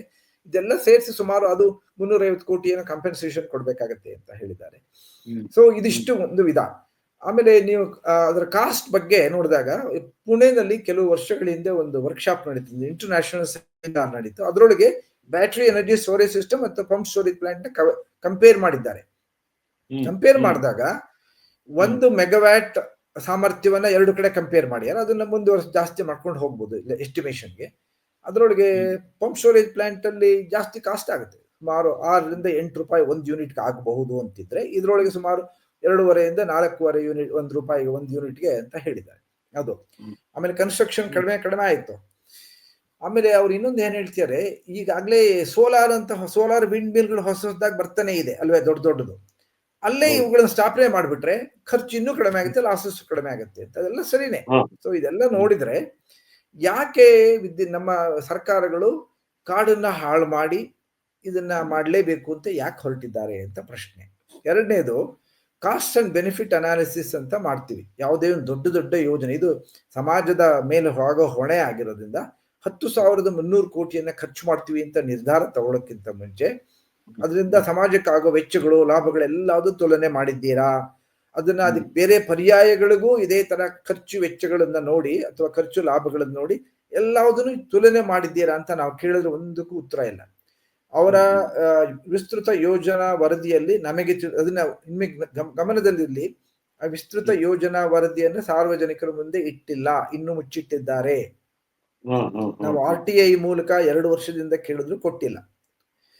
ನಮಗೆ ಮಾಹಿತಿ ಇಲ್ಲದೆ ಈ ಪಬ್ಲಿಕ್ ಹಿಯರಿಂಗ್ ನಲ್ಲಿ ಪಾರ್ಟಿಸಿಪೇಟ್ ಮಾಡೋದು ಹೇಗೆ? ಅವ್ರು ಅದಕ್ಕೆ ಎನ್ವೈರನ್ಮೆಂಟಲ್ ಇಂಪ್ಯಾಕ್ಟ್ ಅಸೆಸ್ಮೆಂಟ್ ಅನ್ನೋ ಒಂದು ಚಾಪ್ಟರ್ ಮಾತ್ರ, ಒಂದು 500 ಪೇಜಿನ ಒಂದು ಚಾಪ್ಟರ್ ಮಾತ್ರ ಸಾರ್ವಜನಿಕರಿಗೆ ಬಿಟ್ಟಿದ್ದಾರೆ. ಅದರಲ್ಲಿ ನಮಗೆ ಬೇಕಾಗಿದ್ದ ಮಾಹಿತಿಗಳೆಲ್ಲ DPR ಅಲ್ಲಿ ಇರುತ್ತೆ, ಕೊಟ್ಟಿಲ್ಲ. ಇರ್ಲಿ.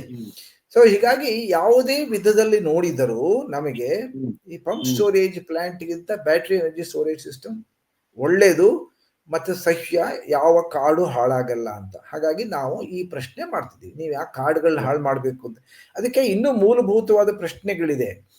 ನಮ್ಮ ರಾಷ್ಟ್ರೀಯ ಅರಣ್ಯ ನೀತಿಯ ಪ್ರಕಾರ ನಮ್ಮ ಯಾವುದೇ ದೇಶದ ಭೂಭಾಗದಲ್ಲಿ ಉತ್ತಮವಾದ ಹವಾಗುಣ ಇರುವುದಕ್ಕೆ ಆ ದೇಶದ ಭೂ ವಿಸ್ತೀರ್ಣದ 33% ಕಾಡು ಮತ್ತು ಮರಗಳಿರಬೇಕು ಅಂತ 1988ರಲ್ಲಿ ರಾಷ್ಟ್ರೀಯ ಅರಣ್ಯ ನೀತಿಯನ್ನ ಹೇಳಿ, ಮತ್ತು ಯಾವುದೇ ಗುಡ್ಡಗಾಡು ಪ್ರದೇಶಗಳು, ಪರ್ವತ ಪ್ರದೇಶಗಳಲ್ಲಿ ಆ ವಿಸ್ತೀರ್ಣದ, ಆ ಜಿಲ್ಲೆಯ ವಿಸ್ತೀರ್ಣದ 66% ಭಾಗದಲ್ಲಿ ಕಾಡುಗಳು ಮರಗಳಿರಬೇಕು ಅಂತ 1988ರಲ್ಲಿ ನಮ್ಮ ರಾಷ್ಟ್ರೀಯ ಅರಣ್ಯ ನೀತಿ ನಾವೇ ಹೇಳ್ಕೊಂಡಿದ್ದೀವಿ. ಅದನ್ನ 2 ಸಲ ಈ ಪಶ್ಚಿಮ ಘಟ್ಟಗಳ ವಿಚಾರದಲ್ಲಂತೂ ತುಂಬಾ ಅತ್ಯಂತ ಸೂಕ್ಷ್ಮ ಪ್ರದೇಶಗಳು ಅನ್ನೋದು ಎಲ್ಲರಿಗೂ ಗೊತ್ತಿರುವಂತ ವಿಚಾರ. ಈಗಾಗಲೇ ಸಾಕಷ್ಟು ಹಾನಿ ಆಗಿದೆ ಪಶ್ಚಿಮ ಘಟ್ಟಗಳಿಗೆ. ಅದನ್ನ ನಾವು ಬಹಳ ಪವಿತ್ರ ಭಾವನೆಯಿಂದ ನೋಡ್ಬೇಕಾದ ಅವಶ್ಯಕತೆ ಇದೆ. ಪಶ್ಚಿಮ ಘಟ್ಟದ ಒಂದು ಮರ ಕಡಿಬೇಕಾದ್ರೂ ಕೂಡ ತುಂಬಾ ಯೋಚನೆ ಮಾಡ್ಬೇಕಾಗುತ್ತೆ. ಅದು ಆ ಬಗ್ಗೆ ಇದು ಬಹಳ ಸೂಕ್ಷ್ಮವಾದ ವಿಚಾರ ಅಲ್ಲ ಸರ್. ಈಗಾಗಲೇ ಸಾಕಷ್ಟು ಹವಾಮಾನ ಬದಲಾವಣೆ ಆಗ್ತಾ ಇರೋದನ್ನ ನಾವು ನೋಡ್ತಾ ಇದ್ದೀವಿ. ಈ ಹೊತ್ತಿನಲ್ಲಿ ನಾವು ನಮ್ಮ ಅರಣ್ಯಗಳಿಗೆ ಹಾನಿ ಮಾಡ್ಕೊಳ್ಳುವಂಥದ್ದು ಇದೆಲ್ಲ, ಬಗ್ಗೆ ತುಂಬಾ ಯೋಚನೆ ಮಾಡ್ಬೇಕಾದ ಅಗತ್ಯ ಇದೆ. ಹೇಳಿ. ತುಂಬಾ ಸರಿಯಾಗಿ ಹೇಳಿದ್ರಿ, ನಾನು ಅಲ್ಲಿಗೆ ಬರ್ತಾ ಇದ್ದೆ. ಸೊ ಅದನ್ನ ನಂತರ 3 ಸಲ ಆ ರಾಷ್ಟ್ರೀಯ ಅರಣ್ಯ ನೀತಿಯನ್ನು ಪುನಃ ವಿಮರ್ಶೆ ಮಾಡಿದ್ರು ಕೂಡ ಈಗಲೂ ಕೂಡ ಅದೇ ಗುರಿ ಇದೆ. 33% ಜಾಗದಲ್ಲಿ ಕಾಡು ಅರಣ್ಯ ಇರಬೇಕು, ಗುಡ್ಡಗಳ ಪ್ರದೇಶದಲ್ಲಿ 67. ಈಗ ನಮ್ಮ ರಾಷ್ಟ್ರದಲ್ಲಿ ಎಷ್ಟಿದೆ ಅಂದ್ರೆ, ನಮ್ಮ ರಾಜ್ಯದಲ್ಲಿ 22% ಭೂಭಾಗದಲ್ಲಿ ಮಾತ್ರ ಕಾಡು ಅರಣ್ಯ ಇದೆ. ಮತ್ತು ನಮ್ಮ ರಾಜ್ಯದಲ್ಲಿ ಬಹುತೇಕ ನಿಜವಾದ ನೈಸರ್ಗಿಕವಾಗಿ ಬೆಳೆದ ಕಾಡುಗಳು ಸುಮಾರು 4.5% ಮಾತ್ರ ಇದೆ ನಮ್ಮ ದೇಶದಲ್ಲಿ. ನಮ್ಮ ರಾಷ್ಟ್ರದಲ್ಲೂ ಹಾಗೆ ಅವರು ಪ್ಲಾಂಟೇಶನ್ಗಳು, coffee estate, tea estate, rubber plantation ಅವುಗಳನ್ನೆಲ್ಲ ಸೇರ್ಸ್ಕೊಂಡ್ಬಿಡ್ತಾರೆ. ಇರ್ಲಿ, ಅದು ಸೇರ್ಸ್ಕೊಂಡ್ರು ಕೂಡ 22% ಇದೆ. ನೀವು 22% ಅರಣ್ಯ ಇಟ್ಕೊಂಡು 30% ಯಾವಾಗ ನೀಲಗಿರಿ ನಡುಕೋತನ್ನು ಕೂಡ ಸೇರಿಸಿದ್ದಾರೆ ಕಾಣುತ್ತೆ. ಎಲ್ಲ ಕಮರ್ಷಿಯಲ್ ಪ್ಲಾಂಟೇಶನ್ ಏನಿದೆ, ಕಾಫಿ ತೋಟ, ಟೀ ಎಸ್ಟೇಟ್ ಇದ್ರೆ ಪ್ಲಾಂಟೇಶನ್ ಎಲ್ಲ ಸೇರಿಸಿದ್ದಾರೆ. ಮತ್ತೆ ಬೆಂಗಳೂರು, ಮೈಸೂರು ನಗರಗಳಲ್ಲಿ ರಸ್ತೆ ಬದಿಯ ನೆರಗಳನ್ನು ಹೇಳ್ಸ್ಕೊಳ್ಳಿ. ಆದ್ರೆ ನೈಸರ್ಗಿಕ ಅರಣ್ಯಗಳನ್ನ ಯಾಕೆ ಹಾಳು ಮಾಡ್ತೀರಾ ಅಂತ ನಮ್ಮ ಪ್ರಶ್ನೆ ಒಂದು. ಎರಡನೇದು, ನೀವು ಪಶ್ಚಿಮ ಘಟ್ಟಗಳ ಬಗ್ಗೆ ಬಂದ್ರಿ. ಪಶ್ಚಿಮ ಘಟ್ಟಗಳು ಇಡೀ ಪ್ರಪಂಚದಲ್ಲಿ ಅತ್ಯುತ್ತಮ ಜೀವ ವೈವಿಧ್ಯತಾ ತಾಣಗಳಲ್ಲಿ ಅತಿ ಪ್ರಮುಖವಾದ 8 ಅಂತ ಯುನೈಟೆಡ್ ನೇಷನ್ಸ್ ಎನ್ವೈರನ್ಮೆಂಟ್ ಪ್ರೋಗ್ರಾಮ್ನವರು ರೆಕಗ್ನೈಸ್ ಮಾಡಿದ್ದಾರೆ. ಅದರಲ್ಲಿ ನಮ್ಮ ದೇಶದಲ್ಲಿ 2 ಇದೆ, ಈಸ್ಟರ್ನ್ ಹಿಮಾಲಯ ಮತ್ತು ವೆಸ್ಟರ್ನ್ ಘಾಟ್ಸ್. ಈಸ್ಟರ್ನ್ ಪೂರ್ವ ಹಿಮಾಲಯದಲ್ಲಿ ಮತ್ತು ನಮ್ಮ ರಾಜ್ಯದಲ್ಲಿ ಹರಡು ಹೋಗಿರುವ ಗುಜರಾತ್ನಿಂದ ಕೇರಳ, ತಮಿಳುನಾಡುವರೆಗೆ ಹರಡಿರುವ ಪಶ್ಚಿಮ ಘಟ್ಟಗಳು ಅವೆರಡು ಅತಿ ಪ್ರಮುಖವಾದ ಜೀವ ವೈವಿಧ್ಯತಾ ತಾಣಗಳು. ಯುನೈಟೆಡ್ ನೇಷನ್ಸ್ ರೆಕಗ್ನೈಸ್ಡ್ ಅವರು ಹೆರಿಟೇಜ್ ಸೈಟ್ಸ್ ಅಂತ ಡಿಕ್ಲೇರ್ ಮಾಡಿದ್ದಾರೆ. ಅವುಗಳ ಪ್ರಾಮುಖ್ಯತೆ ಎಷ್ಟು ಬೇಕಾದ್ರೆ ಹೇಳಬಹುದು. ಅದ್ರ ಕೇಂದ್ರ ಸರ್ಕಾರವೇ ಆ ಪ್ರಾಮುಖ್ಯತೆ ಬಗ್ಗೆ ಹಾಡಿ ಹೋಗಲಿದೆ. ಒಂದು ಕಸ್ತೂರಿ ರಂಗನ್ ರಿಪೋರ್ಟ್, ಮಾಧವ್ ಗಾಡ್ಗಿಲ್ ರಿಪೋರ್ಟ್ಗಳು ಯಾವುದಕ್ಕೋಸ್ಕರ? ಪಶ್ಚಿಮ ಘಟ್ಟಗಳನ್ನ ಕನ್ಸರ್ವ್ ಮಾಡೋಕ್ಕೋಸ್ಕರ ಅಂತಾನೆ ಕೇಂದ್ರ ಸರ್ಕಾರ ನೇಮಿತವಾದ 2 ಕಮಿಷನ್ಗಳು. ಅಲ್ಲಿಗೆ ಅವುಗಳ ಇಂಪಾರ್ಟೆನ್ಸ್ ಏನು ಅಂತ ನಮ್ಗೆ ಅರ್ಥ ಆಗುತ್ತೆ.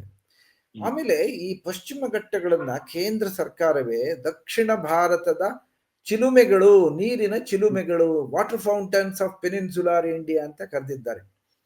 ನಮ್ಮ ಪಶ್ಚಿಮ ಘಟ್ಟಗಳಲ್ಲಿ 37 ನದಿಗಳು, ಅದು ಪಶ್ಚಿಮಕ್ಕೆ ಹೋಗೋ ನದಿಗಳು, ಮತ್ತು 3 ದೊಡ್ಡ ನದಿಗಳು ಪೂರ್ವಕ್ಕೆ ಹೋಗೋ ನದಿಗಳೆಲ್ಲ ಪಶ್ಚಿಮ ಘಟ್ಟದಲ್ಲಿ ಇದೆ. ಪಶ್ಚಿಮ ಘಟ್ಟಗಳು ಇಲ್ಲದಿದ್ರೆ ನಮ್ಮ ರಾಜ್ಯಕ್ಕೆ ಏನು ಭವಿಷ್ಯವೇ ಇಲ್ಲ. ವೆಂಕಟೇಶ್ ಮೂರ್ತಿ ಅವರು ತಮಗೆ ಇನ್ನೊಂದು ವಿಚಾರ ಗೊತ್ತಿರ್ಬೋದು.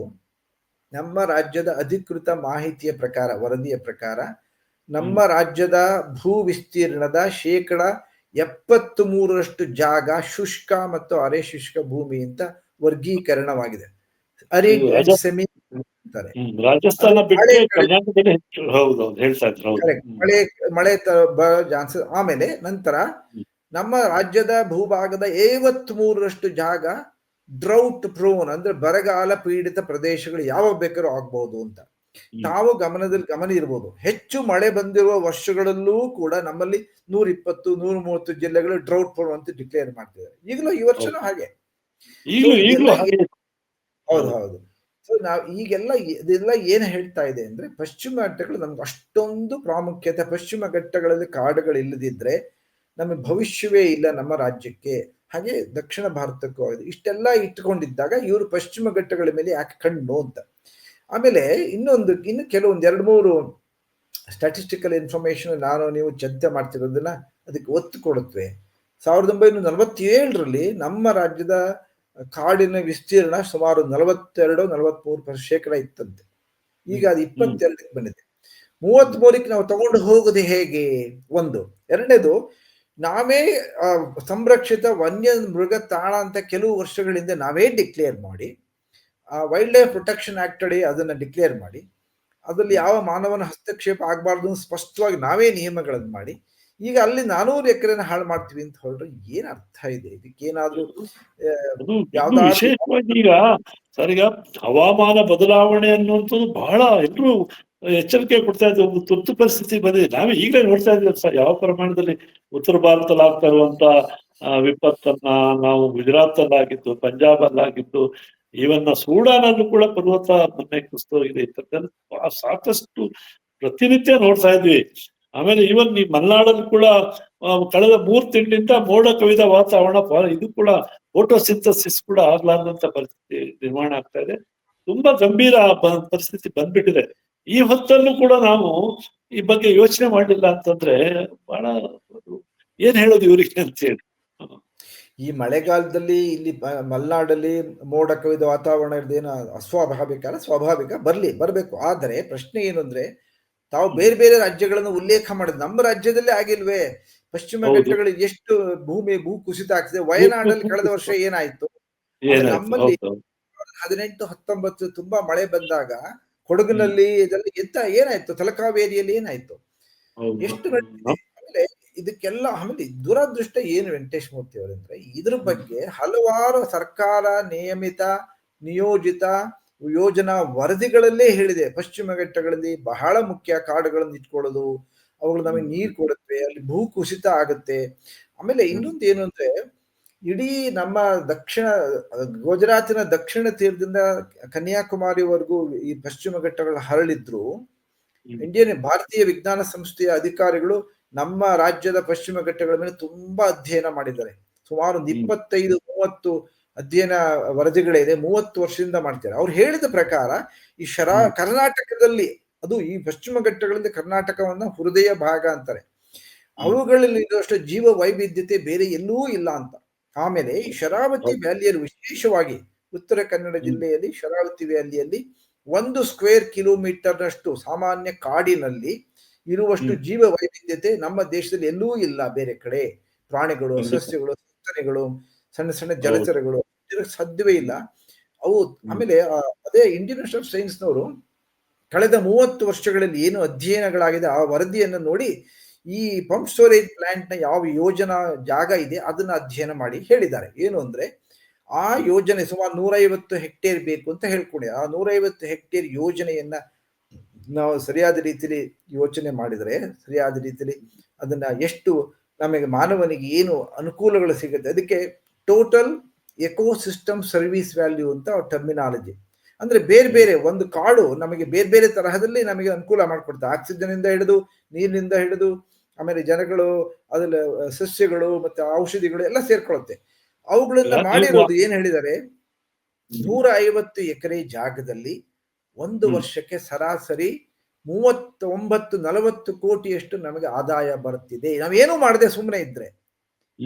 ಅದನ್ನ 50 ವರ್ಷಕ್ಕೆ ಯೋಚನೆ ಮಾಡಿ, ಯಾಕೆಂದ್ರೆ ಈ ಯೋಜನೆ ಸುಮಾರು 50 ವರ್ಷ ಆಗುತ್ತೆ ಪಂಪ್ ಸ್ಟೋರೇಜ್ ಪ್ಲಾಂಟ್ ಅಂತ ಹೇಳಿದ್ರು. ಅದಕ್ಕೆ ಹೋಲಿಸಿದಾಗ ನೀವು ಅದನ್ನ ನೆಟ್ ಪ್ರೆಸೆಂಟ್ ವ್ಯಾಲ್ಯೂ ಅಂತ ಕ್ಯಾಲ್ಕುಲೇಟ್ ಮಾಡ್ತೀವಿ. ಅಂದ್ರೆ 50 ವರ್ಷದಿಂದ ಇಲ್ಲಿವರೆಗೂ ಅವುಗಳನ್ನ ವೆಚ್ಚಗಳದ್ದು ಲಾಭಗಳನ್ನ ಲೆಕ್ಕ ಹಾಕಿದ್ರೆ ಸುಮಾರು 9-10 ಸಾವಿರ ಕೋಟಿಯಷ್ಟು ಮನುಷ್ಯನಿಗೆ ಲಾಭ ಆಗುತ್ತೆ ನಮ್ಮ ರಾಜ್ಯಕ್ಕೆ. ನೀವು ಇಲ್ಲಿ 12,000 10,000 ಕೋಟಿ ಖರ್ಚು ಮಾಡಿ ಅದನ್ನು ಹಾಳು ಮಾಡ್ತಿದ್ದೀವಲ್ಲ, ಸರಿ ಅಲ್ಲ ಅಲ್ವೇ ಇದು? ಎಂತ ದುರಂತ ಅಂತ ಪ್ರಶ್ನೆ ಅವರೇ ಕೇಳಿದ್ದಾರೆ. ನಮ್ಮ ಒಂದು ಈ ರಾಜಕೀಯ ಮತ್ತು ಅಧಿಕಾರಶಾಹಿ ವ್ಯವಸ್ಥೆ ಒಳಗಡೆ ಒಂದು ಬೃಹತ್ ಯೋಜನೆ ಬಗ್ಗೆನೇ ಇವತ್ತು ಕೂಡ ಆ ಕಡೆ ನಮ್ಮ ಈ ಕಾಲದ ಅಗತ್ಯ ವಿಕೇಂದ್ರೀಕೃತವಾದಂತ ಯೋಜನೆಗಳು, ಒಂದೇ ಕಡೆ ಕಾನ್ಸಂಟ್ರೇಟೆಡ್ ಆದಂತ ಯೋಜನೆಗಳಿಂದ ಆಗುತ್ತದು. ಈಗ ನಮ್ಮ ಎತ್ತಿನಹೊಳೆ ಪ್ರಾಜೆಕ್ಟ್ಗಳು ಆರಂಭದಲ್ಲಿ ಹಾಗೆ ಅವ್ರು 24 TMC ಮಾತಾಡ್ತಿದ್ರು, ಕೊನೆಗೆ ಮುಖ್ಯಮಂತ್ರಿಯವರೇ ಬಂದು ಇಲ್ಲ 19 TMC ಅಂತ ಹೇಳ್ತಾರೆ. ಆದ್ರೆ ನಮ್ಮ ಪರಿಸರ ತಜ್ಞರೆಲ್ಲ ಹೇಳ್ತಾರೆ 9 TMC ನೀರು ಕೂಡ ಸಿಗತ್ತಿಲ್ಲ ಅನ್ನೋ ಮಾತನ್ನ ಹೇಳ್ತಾರೆ. ಈಗಾಗಲೇ ಸುಮಾರು 7-8 ಸಾವಿರ ಕೋಟಿ ಖರ್ಚಾಗೋಯ್ತು. ಇದು ಎಲ್ಲರೂ ಕೂಡ ಬೃಹತ್ ಯೋಜನೆಯ ಹಿಂದೆ ಬೃಹತ್ ಪ್ರಮಾಣದ ಬಂಡವಾಳ ಇದೆ, ಬೃಹತ್ ಪ್ರಮಾಣದಲ್ಲಿ ಪರ್ಸೆಂಟೇಜ್ ವ್ಯವಹಾರ ಕೂಡ ಈಗಾಗಲೇ ದೊಡ್ಡ ಆ ಪಕ್ಷದವ್ರು ಈ ಪಕ್ಷದವ್ರ ಮೇಲೆ ಈ ಪಕ್ಷದವ್ರು ಆ ಪಕ್ಷದವ್ರು ಆರೋಪ ಮಾಡ್ತಾರೆ ಪರ್ಸೆಂಟೇಜ್ ವಿಚಾರದಲ್ಲಿ. ಈ ಬೃಹತ್ ಯೋಜನೆ ಕಣ್ಣಿಗೆ ಕಾಡ್ದಂಗೆ ಪರ್ಸೆಂಟೇಜ್ ತಗೊಳ್ಳುವಂಥದ್ದು ಕೂಡ ಯೋಜನೆ ಆಗ್ತಾ ಹೋಗೋದು. ಇದು ತುಂಬಾ ಇದ್ರ ಏನ್ ಹೇಳೋದು ಇವರಿಗೆ ರಾಜಕಾರಣಿಗಳಿಗೆ ಇಷ್ಟು ಇದನ್ನ ವಿರೋಧ ಮಾಡಲೇಬೇಕಾದ ಅವಶ್ಯಕತೆ ಅದರಲ್ಲಿ ಭಿನ್ನಾಭಿಪ್ರಾಯ ಇಲ್ಲ. ಮತ್ತು ನೀವು ತುಂಬಾ ಇದ್ರ ಬಗ್ಗೆ ಸಾಕಷ್ಟು ಚಿಂತನೆ ಮಾಡಿ ಈಗಾಗಲೇ ಸಾಕಷ್ಟು ಜನಾಭಿಪ್ರಾಯ ಕ್ರೋಢೀಕರಿಸುವಂತ ಮತ್ತು ಕೇಂದ್ರ ಸರ್ಕಾರ ಮೇಲೆ ಕೂಡ ಒತ್ತಡ ತರುವಂತ ಕೆಲಸ ಮಾಡ್ತಾ ಇದ್ರಿ. ಬಹಳ ಸ್ವಾಗತಾರ್ಹವಾದಂತ ಕೆಲಸ ಸರ್. ಮತ್ತೆ ಇನ್ನೇನಾದ್ರೂ ಹೇಳುವಂತದ್ದು ಇದೆ ಹೇಳಿ ಸರ್.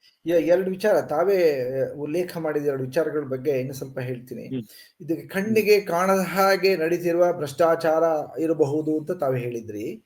2 ವಿಚಾರಗಳು ನಿಮ್ ಗಮನಕ್ಕೆ ಬಂದಿದೆಯೋ ಇಲ್ಲೋ, ಈ ಯೋಜನೆಗೆ ಈ 3 ಪರವಾನಗಿಗಳ ಬಗ್ಗೆ ಮಾತಾಡಿದ್ರು. ಅವುಗಳು 3 ಪರವಾನಗಿಗಳು ಸಿಗದ ತನಕ ಒಂದು ಮರನು ಕಟ್ ಮಾಡೋ ಹಾಗಿಲ್ಲ, ಹೊರಗಡೆ ಯಾರು ಹೋಗೋ ಹಾಗಿಲ್ಲ, ಸ್ಪಷ್ಟವಾಗಿದೆ. ಅದಕ್ಕೆ ಅಪ್ಲಿಕೇಶನ್ ನ ಈ ವರ್ಷ ಫೆಬ್ರವರಿಯಲ್ಲಿ ಮುಂದಕ್ಕೆ ಹೋಗಿದೆ, ಅಂದ್ರೆ ನಮ್ಮ ರಾಜ್ಯದಿಂದ ಕೇಂದ್ರ ಸರ್ಕಾರ. ಆದ್ರೆ ತಮಗೆ ಗೊತ್ತಿರಬಹುದು, ಕಳೆದ ವರ್ಷ ಏಪ್ರಿಲ್ ನಲ್ಲೇ ಈ ಕಾಂಟ್ರಾಕ್ಟ್ ಅನ್ನ ಅವಾರ್ಡ್ ಮಾಡಿದ್ದಾರೆ, ಟೆಂಡರ್ ಅವಾರ್ಡ್ ಮಾಡಿದ್ದಾರೆ. ತಮಗೆ ಗೊತ್ತಿತ್ತ ವಿಚಾರ? ಕಳೆದ ವರ್ಷ 2024 ಏಪ್ರಿಲ್ ನಲ್ಲೇ ದೊಡ್ಡ ಗಲಾಟೆ ಆಯ್ತಲ್ಲ, ಸುಪ್ರೀಂ ಕೋರ್ಟ್ ತನಕ ಹೋಗಿತ್ತು. ಒಬ್ಬ ಟೆಂಡರ್ ಯಾರ್ಯಾರೋ ಈ ಟೆಂಡರ್ ಪ್ರಕ್ರಿಯೆ ಸರಿಯಾಗಿಲ್ಲ ಅಂತ ಸುಪ್ರೀಂ ಕೋರ್ಟ್ ಹೋಯ್ತು. ಸುಪ್ರೀಂ ಕೋರ್ಟ್ ಯಾವ್ದೋ ಟೆಕ್ನಿಕಲ್ ಇಶ್ಯೂಸ್ ಮೇಲೆ ರಿಜೆಕ್ಟ್ ಮಾಡ್ತು. ಆ ಟೆಂಡರ್ ಯಾರಿಗೋ ಒಬ್ಬರಿಗೆ ಅವಾರ್ಡ್ ಮಾಡ್ಬಿಡಿದ್ದಾರೆ.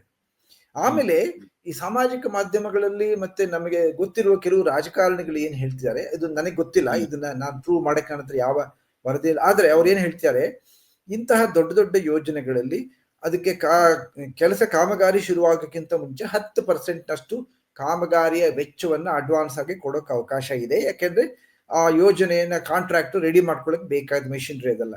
ಹಾಗಾಗಿ ಅದು 10% ಆಗ್ಲೇ ಕೊಟ್ಟಿದ್ದಾರೆ ಅಂತ ವರದಿ ಇದೆ. ಸೊ ಈ ಯೋಜನೆಗೆ ಒಂದು ಪರವಾನಗಿನೂ ಸಿಕ್ಕಿಲ್ಲ, ಕೆಲಸ ಮಾಡ್ತಾರ ಇಲ್ಲ ಅಂತ ಗೊತ್ತಿಲ್ಲ.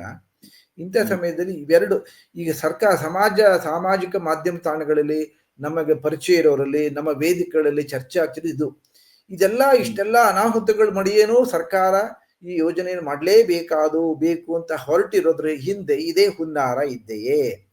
2012ಕ್ಕೆ ಮೊದಲನೇ ಬೃಹತ್ ಪೈಪ್ ಲೈನ್ಗಳನ್ನು ತಂದಾಯಿತು. ನಾವ್ ಇನ್ನೂ ಕೂಡ ಉತ್ಪಾದನೆ ಪ್ರಾರಂಭ ಮಾಡಲಿಲ್ಲ ಸರಿಯಾಗಿ. ಪೈಪ್ ಲೈನ್ಗಳು ಯಾವ ಸ್ಟೇಜ್ ಅಲ್ಲಿ ಬೇಕು ಸರ್? ಇದು ನಿಮ್ಮ ಎತ್ತಿನಹೊಳೆ ಯೋಜನೆಯಲ್ಲಿ ಅಂದ್ರೆ ನಮಗೆ ಆಕ್ಚುಲಿ ತುರ್ತಾಗಿ ಆ ಚುನಾವಣೆ ಸಂದರ್ಭ ಬಂದಿತ್ತು. ಆ ತುರ್ತಾಗಿ ಇವರಿಗೆ ಮಂಜೂರಾತಿ ಕೊಟ್ಟು ಪೈಪ್ ಲೈನ್ ಕಾಂಟ್ರಾಕ್ಟ್ ಕೊಡುವಂತ ಕೆಲಸ ಚುನಾವಣೆ ಸಂದರ್ಭ ಆದಂತ ಅದೆಲ್ಲ ಸಾಧ್ಯ ಇದೆ, ನಮ್ಮ ದೇಶದಲ್ಲಿ ಆಗ್ತಿದೆ ಅಂತ ಕೇಳಿದ್ವಿ.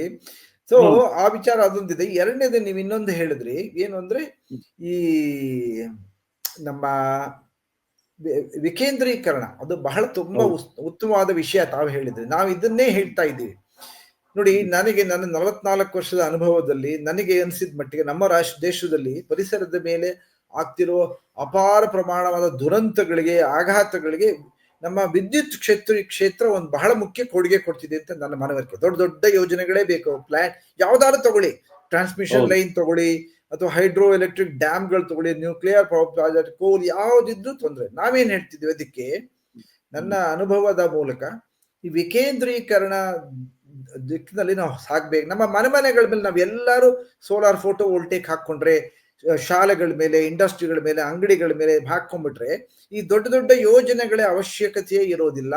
ಟ್ರಾನ್ಸ್ಮಿಷನ್ ಲೈನು ಬೇಡ, ಡ್ಯಾಮು ಬೇಡ, ನಿಮಗೆ ಕೋಲ್ ಮೈನ್ಗಳು ಬೇಡ, ಯಾಕೆ ಮಾಡ್ತಿಲ್ಲ ಅಂತ. ಆಮೇಲೆ ಇನ್ನೊಂದು ಏನು ಅಂದ್ರೆ, ಎಲ್ರು ಮನೆಗಳಲ್ಲೂ ವಿದ್ಯುತ್ ಶಕ್ತಿ ಉತ್ಪಾದನೆ ಕ್ಷೇತ್ರ ಹಾಕೊಂಡು ನಮ್ಮ ಮನೆಯಲ್ಲಿ ಇದೆ. ಉದಾಹರಣೆ, ನಾನು 2 ಕಿಲೋವ್ಯಾಟ್ ಸೋಲಾರ್ ರೂಫ್ ಟಾಪ್ ಹಾಕೊಂಡಿದ್ದೀನಿ. ನಾನು ಕಳೆದ 1 ವರ್ಷದಲ್ಲಿ ನಾನು ವಿದ್ಯುತ್ ಶಕ್ತಿಯನ್ನು ಗ್ರಿಡ್ ಇಂದ ತಗೊಂಡಿರೋದಕ್ಕಿಂತ 3 ಪಟ್ಟು ಜಾಸ್ತಿ ವಿದ್ಯುತ್ ಶಕ್ತಿ ನಾನೇ ಗ್ರಿಡ್ ಕೊಟ್ಟಿದ್ದೀನಿ. ಇದ್ರಲ್ಲಿ ಬಹಳ ಮುಖ್ಯವಾದ್ದು ಏನು ಅಂದ್ರೆ, ನೀವು T&D ಲಾಸ್ ಬಗ್ಗೆ ಹೇಳಿದ್ರೆ ಅದು ಬಹಳ ಮುಖ್ಯ. ಏನು ಅಂದ್ರೆ, ನನ್ನ ಮನೆ ಮೇಲೆ ಉತ್ಪಾದನೆ ಆಗಿದ್ದಲ್ಲ ಜಾಸ್ತಿ ಆಗಿದೆ, ನಮ್ಮ ಪಕ್ಕದ ಮನೆಗೆ ಹೋಗುತ್ತೆ, ಲಾಸೇ ಇಲ್ಲ, ಲಾಸ್ 0. ನಮ್ಮ ರಾಜ್ಯದಲ್ಲಿ ಈಗ T&D ಲಾಸ್ ಸುಮಾರು 18% ಇದೆ, 18ರಿಂದ 15 ಇದೆ. ಸೊ ನಾವು ಈಗ ಇದು ವಿಕೇಂದ್ರೀಕರಣ ಎಲ್ಲರ ಮನೆಗಳ ಮೇಲೆ, ಶಾಲೆಗಳ ಮೇಲೆ ಹಾಕೊಂಡ್ರೆ ದೊಡ್ಡ ದೊಡ್ಡ ಯೋಜನೆಗಳು ಬೇಡದೆ ಹೋದಾಗ ಟ್ರಾನ್ಸ್ಮಿಷನ್ ಲೈನ್ಗಳು ಬೇಡ, ಆಮೇಲೆ ಲಾಸಸ್ ಕಡಿಮೆ ಆಗುತ್ತೆ, ಆಮೇಲೆ ಜವಾಬ್ದಾರಿ ಜನಗಳಿಗೆ ಜವಾಬ್ದಾರಿ ಬರುತ್ತೆ ವಿದ್ಯುತ್ ಶಕ್ತಿ ವೇಸ್ಟ್ ಮಾಡಲು. ಉದಾಹರಣೆ, ನಮ್ಮ ಮನೇಲಿ ಹಾಕೊಂಡಿರೋದು ನನ್ನ ಮನೆಯವ್ರಿಗೆಲ್ಲ ಹೆಚ್ಚು ಜವಾಬ್ದಾರಿ, ವೇಸ್ಟ್ ಮಾಡಬಾರ್ದು, ವಿದ್ಯುತ್ ಶಕ್ತಿ ಉಳಿಸಿ ಕೊಡೋಣ ಗ್ರಿಡ್ಗೆ, ಅದನ್ನ ದುಡ್ಡು ಬರುತ್ತೆ ನಮಗೆ ಅಂತ ಎಲ್ಲರೂ. ಈ ಯೋಜನೆ ಖರ್ಚು ಮಾಡೋ ಹಣನ ಸರ್ಕಾರವೇ ಈ ಪ್ರತಿ ಮನೆಗೂ ಕೂಡ ಉಚಿತವಾಗಿ ಮಾಡ್ಕೊಳ್ಲಿಲ್ಲ, ಒಳ್ಳೆ ಚೆನ್ನಾಯ್ತಲ್ಲ. ಈ ಯೋಜನೆ ಹೇಳ್ತಿದ್ರ ವೆಂಕಟೇಶ್ ಮೂರ್ತಿ ಅವರೇ, ನಾ ಹೇಳದ್ ಏನು ಅಂದ್ರೆ, ನಿಮ್ಮಂಥವ್ರು ಆರ್ಥಿಕವಾಗಿ ಸ್ವಲ್ಪ ಸಬಲರಾಗಿದ್ದು ನಾವು ಕಾಂಟ್ರಿಬ್ಯೂಟ್ ಮಾಡ್ತೀವಿ. ಅವಾಗ ಸರ್ಕಾರದಿಂದ ಇಷ್ಟೊಂದು ಬರ್ಡನ್ ಬರೋಲ್ಲ. 10,000 ಕೋಟಿ ಎಲ್ಲಿಂದ ತರುತ್ತೆ? 10,300 ಕೋಟಿಯನ್ನು ಬ್ಯಾಂಕ್ ಇಂದ ತರಬೇಕು. ಅದು ಎಷ್ಟು ಇಂಟ್ರೆಸ್ಟ್ ಕೊಡಬೇಕು? ಅದ್ರ ಬದಲು ನನ್ನ ಸೇವಿಂಗ್ಸ್ ಇಂದ, ಉದಾಹರಣೆಗೆ ನಾನು ಸೋಲಾರ್ ವೋಲ್ಟ್ ಹಾಕೊಂಡೆ, 1 ಲಕ್ಷ ಖರ್ಚಾಯ್ತು, 60,000 ವಾಪಸ್ ಬಂತು, 90,000 ಮಾತ್ರ ನನ್ ಖರ್ಚಾಯ್ತು. ಹೀಗೆ ಸಾರ್ವಜನಿಕರು ಇದರಲ್ಲಿ ಭಾಗವಹಿಸಬೇಕು, ಅವಾಗ ಅವ್ರಿಗೆ ಜವಾಬ್ದಾರಿ ಜಾಸ್ತಿ ಆಗುತ್ತೆ, ವಿದ್ಯುತ್ ಶಕ್ತಿ ವೇಸ್ಟ್ ಮಾಡಬಾರ್ದು ಅಂತ. ಈಗ ಏನಾಗಿದೆ, ದೊಡ್ಡ ದೊಡ್ಡ ಯೋಜನೆಗಳು ಮಾಡ್ತಾರೆ, ಹಳ್ಳಿಯಲ್ಲಿ ಇರೋನಿಗೆ ಪಾಪ ಗೊತ್ತಿಲ್ಲ ವಿದ್ಯುತ್ ಶಕ್ತಿ ಎಲ್ಲಿಂದ ಬರುತ್ತೆ, ಏನ್ ಕಾಸ್ಟ್ ಅಂತ. ಅವನು ಸ್ವಿಚ್ ಆನ್ ಮಾಡ್ತಾನೆ, ಮನೆಯಲ್ಲಿ ಮಹಿಳೆಯರು ವಿದ್ಯುತ್ ಶಕ್ತಿ ವೇಸ್ಟ್ ಮಾಡ್ತಾರೆ, ಅದೊಂದು. ಆಮೇಲೆ ಇನ್ನೊಂದು, ಇದು ಸಂಪೂರ್ಣವಾಗಿ ಹೇಳ್ತೀನಿ, ಈ ಯೋಜನೆ ದೊಡ್ಡದು, ಇದೇನೋ ದೊಡ್ಡ ಉತ್ಪಾದನಾ ಸಾಮರ್ಥ್ಯದ, ನಮ್ಮಲ್ಲಿ ಟ್ರಾನ್ಸ್ಮಿಷನ್ ಲೈನ್ಗೆ ಎಷ್ಟು ಹಾಳು ಮಾಡ್ತಿದ್ದಾರೆ ಅಂತ ನನಗೆ ಗೊತ್ತಿಲ್ವೋ ಏನೋ. 2 ಯೋಜನೆ ಬಗ್ಗೆ ಉಲ್ಲೇಖ ಮಾಡ್ತೀನಿ. ಒಂದು, ಕಳೆದ 10 ವರ್ಷಗಳ ಹಿಂದೆ ಮೈಸೂರಿನಿಂದ ಕೋಝಿಕೋಡ್ ಕೇರಳಗೆ 400 kV ಡಬಲ್ ಸರ್ಕ್ಯೂಟ್ ಲೈನ್ ನ ಕೊಡಗು, ನಾಗರಹೊಳೆ, ಬಂಡೀಪುರದ ಮೂಲಕ ತಗೊಂಡು ಹೋಗಕ್ಕೆ ಸುಮಾರು 60,000 ಮರಗಳು ಹೋಯ್ತು. ಅವಾಗ ನಾನು ಆರ್ಗ್ಯೂ ಮಾಡಿದೆ, ಕೇರಳಕ್ಕೆ ಯಾಕೆ ಅದು, ಎಲ್ಲಿ ಕೇರಳಕ್ಕೆ ವಿದ್ಯುತ್ ಶಕ್ತಿನ ಛತ್ತೀಸ್ಗಢದಿಂದ ತಗೊಂಡು ಹೋಗಕ್ಕಂತೆ ಲೈನ್ ಅದು. ಇದು ದೊಡ್ಡ ದೊಡ್ಡ ಯೋಜನೆಗಳು ಈಗ ನಡೀತಾ. ಇನ್ನೊಂದು ನಡೀತಿದೆ, ಕರ್ನಾಟಕ ಹುಬ್ಬಳ್ಳಿಯಿಂದ ಗೋವಾಗೆ ಒಂದು ಇದೇ ತರಹದ 400 kV line, Mahavir wildlife sanctuary ಅಂತ ಬೆಳಗಾವಿನಲ್ಲಿದೆ. ಅಲ್ಲಿ ಅದ್ರ ಮೂಲಕ ಸುಮಾರು 177 ಹೆಕ್ಟೇರ್ ಅರಣ್ಯ ಪ್ರದೇಶ, ಉತ್ತಮವಾದ ಹಾಳು ಮಾಡ್ತಿದ್ದಾರೆ. ಇವುಗಳೇ ದೊಡ್ಡ ದೊಡ್ಡ ಯೋಜನೆಗಳೇ ಬೇಡ ಅಂತ ನಾ ಹೇಳುದು. ಏನು ಅಂದ್ರೆ, ಗೋವಾ ಮತ್ತು ಕೇರಳ ಎರಡು ನಮ್ಮ ರಾಜ್ಯದಲ್ಲಿ ಇರುವ ವಿದ್ಯುತ್ ಶಕ್ತಿ ಸಾಮರ್ಥ್ಯವನ್ನು ಸರಿಯಾಗಿ ಉಪಯೋಗಿಸ್ಕೊಂಡ್ರೆ ಬೇರೆ ರಾಜ್ಯಗಳನ್ನ ಯಾಕೆ ತಗೊಳ್ಬೇಕು? ಈ ಲೈನ್ಗಳೇ ಬೇಕಾಗಿಲ್ಲ. ಅಲ್ಲ, ಮೊದಲು ಒಂದು ಹಳ್ಳಿಯನ್ನು ಸ್ವಾವಲಂಬ ಮಾಡೋದು, ಆನಂತರ ಒಂದು ಹೋಬಳಿ ಮಾಡೋದು, ಒಂದು ತಾಲೂಕನ್ನು, ಪ್ರತಿ ತಾಲೂಕು ಕೂಡ ವಿದ್ಯುತ್ ನಲ್ಲಿ ಸ್ವಾವಲಂಬಿ ಆಗತ್ತಂತ ಒಂದು ವಿಕೇಂದ್ರೀಕೃತವಾದಂತ ಯೋಜನೆ ಆಗ್ಲೇಬೇಕು. ಇದು ನೀವು ಹೇಳ್ತಾ ಇರೋದು ತುಂಬಾ ತುಂಬಾ ಮಹತ್ವದ ಸಂಗತಿ ಸರ್. ಇದ್ರ ಬಗ್ಗೆ ನಾವು ಎಷ್ಟು ಜನಾಭಿಪ್ರಾಯ ರೂಪಿಸಿದ್ರು ಕೂಡ ಸಾಕಾಗಲ್ಲ. ಬಟ್ ರಾಜಕೀಯ ವ್ಯವಸ್ಥೆ ಏನಾಗಿದೆ, ಎಲ್ಲ ಉಚಿತ ಕೊಟ್ಟು ಜನರ ಹೊಣೆಗಾರಿಕೆಯನ್ನು ಕೂಡ ಕಡಿಮೆ ಮಾಡುವಂತ ಕೆಲಸ ಕೂಡ ಆಗಿದೆ. ನಾವು ರಾಜಕೀಯ ವ್ಯವಸ್ಥೆನ ಇವತ್ತು ನಾಳೆ ಸರಿ ಮಾಡೋದು ಕಷ್ಟವಾಗುತ್ತೆ. ಆದ್ರೆ ನಾವು ಕೇಳೋದು ಇಷ್ಟೇ, ಎಲ್ಲದನ್ನು ನಾವು ಕಾನೂನಿನ ಉಪಕ್ರಮದಲ್ಲೇ ಕೇಳ್ತಿದೀವಿ. ನೀವು ಪಬ್ಲಿಕ್ ಕನ್ಸಲ್ಟೇಷನ್ ಮಾಡಿದ್ದೀರಾ? ತಜ್ಞರ ಜೊತೆ ಚರ್ಚೆ ಮಾಡಿದ್ದೀರಾ? ಬೇರೆ ಬೇರೆ ಪರ್ಯಾಯಗಳನ್ನ ನೋಡಿದ್ದೀರಾ? ಕಾಸ್ಟ್ ಬೆನಿಫಿಟ್ ಅನಾಲಿಸಿಸ್ ಮಾಡಿದ್ದೀರಾ? ಯಾವ್ದಾದ್ರು ಕಾನೂನಿನ ಉಲ್ಲಂಘನೆ ಆಗ್ತಿದೆ, ನೀವೇ ಹಾಕೊಂಡಿರೋ ಕಾನೂನಿನ ಉಲ್ಲಂಘನೆ ಆಗ್ತಿದೆ, ಇದೆಲ್ಲ ಕೇಳಿ. ನಾವು ಇಷ್ಟೇ, ನಾವು ರಾಜಕೀಯ ಚುನಾವಣೆಗಳ ಬಗ್ಗೆ, ರಾಜಕೀಯ ಇಚ್ಛಾಶಕ್ತಿ ಬಗ್ಗೆ ಏನು ಹೇಳಲ್ಲ. ನೀವೇ ಹಾಕೊಂಡಿರೋ ನಿಬಂಧನೆಗಳನ್ನೆಲ್ಲ ಉಲ್ಲಂಘಿಸಿ, ಆಮೇಲೆ ನೀವೇ ಹೇಳ್ತಿದ್ದೀರಾ ಕಾಡುಗಳು ಇಷ್ಟಿರ್ಬೇಕು, ಪಶ್ಚಿಮ ಘಟ್ಟಗಳು ಬಹಳ ಮುಖ್ಯ, ಗ್ಲೋಬಲ್ ವಾರ್ಮಿಂಗ್, ಕ್ಲೈಮೇಟ್ ಚೇಂಜ್ ಅಂತ ತಾವುಗಳೇ ಹೇಳ್ತೀರಿ. National action plan and climate change ಇದೆ. ಇಷ್ಟೆಲ್ಲ ಪ್ಯಾರಿಸ್ ಒಪ್ಪಂದನೂ ಸಹಿ ಮಾಡಿ ಬಂದಿದ್ವಲ್ಲ ಸರ್ ನಾವು. ಪ್ಯಾರಿಸ್ ಒಪ್ಪಂದ ಹೇಳ್ತಾನೆ ಇದೀವಿ. ನ್ಯಾಷನಲಿ ಡಿಟರ್ಮಿನ್ಡ್ ಕಾಂಟ್ರಿಬ್ಯೂಷನ್ ಅಂತ ಇದೆ, NDC ರಿವೈಸ್ ಮಾಡ್ತಾನೆ ಇರ್ತಾರೆ, ಎಲ್ಲ ಪೇಪರ್ ನಲ್ಲಿ ಇದೆ. ಒಂದು ಹೇಳದ್ ಏನು ಅಂದ್ರೆ, ಇಂಥ ದೊಡ್ಡದು ಎಲ್ರಿಗೂ ಕಣ್ಣಿಗೆ ಕಾಣುವಂತಹದ್ದು ಒಬ್ಬ ಹಳ್ಳಿಯವನಿಗೂ ಗೊತ್ತಾಗತ್ತೆ ಕಾಡು ಹಾಳು ಮಾಡಬಾರ್ದು ಅಂತ ಗೊತ್ತಿದ್ದಾಗ ಆತಂಕ ಏನು ವೆಂಕಟೇಶ್ ಮೂರ್ತಿ ಅವರೇ? ಬೇರೆ ಪರ್ಯಾಯಗಳಿದೆ, technically viable, technically suitable alternatives ಇದೆ, ಅದನ್ನ ಯಾಕೆ ಮಾಡ್ತಿಲ್ಲ ಅಂದ್ರೆ ಉತ್ತರನೇ ಇಲ್ಲ, ಯಾವುದಕ್ಕೂ ಉತ್ತರ ಕೊಟ್ಟಿಲ್ಲ. ಹಾಗಾಗಿ ನೀವು ಜನರು ನಿಮ್ಮ ಈ ಒಂದು ಜನಾಂದೋಲನದಲ್ಲಿ ಯಾವ ರೀತಿ ಪಾರ್ಟಿಸಿಪೇಟ್ ಮಾಡಬಹುದು ಅನ್ನೋದ್ರ ಬಗ್ಗೆ ನಿಮ್ ಸಲಹೆ?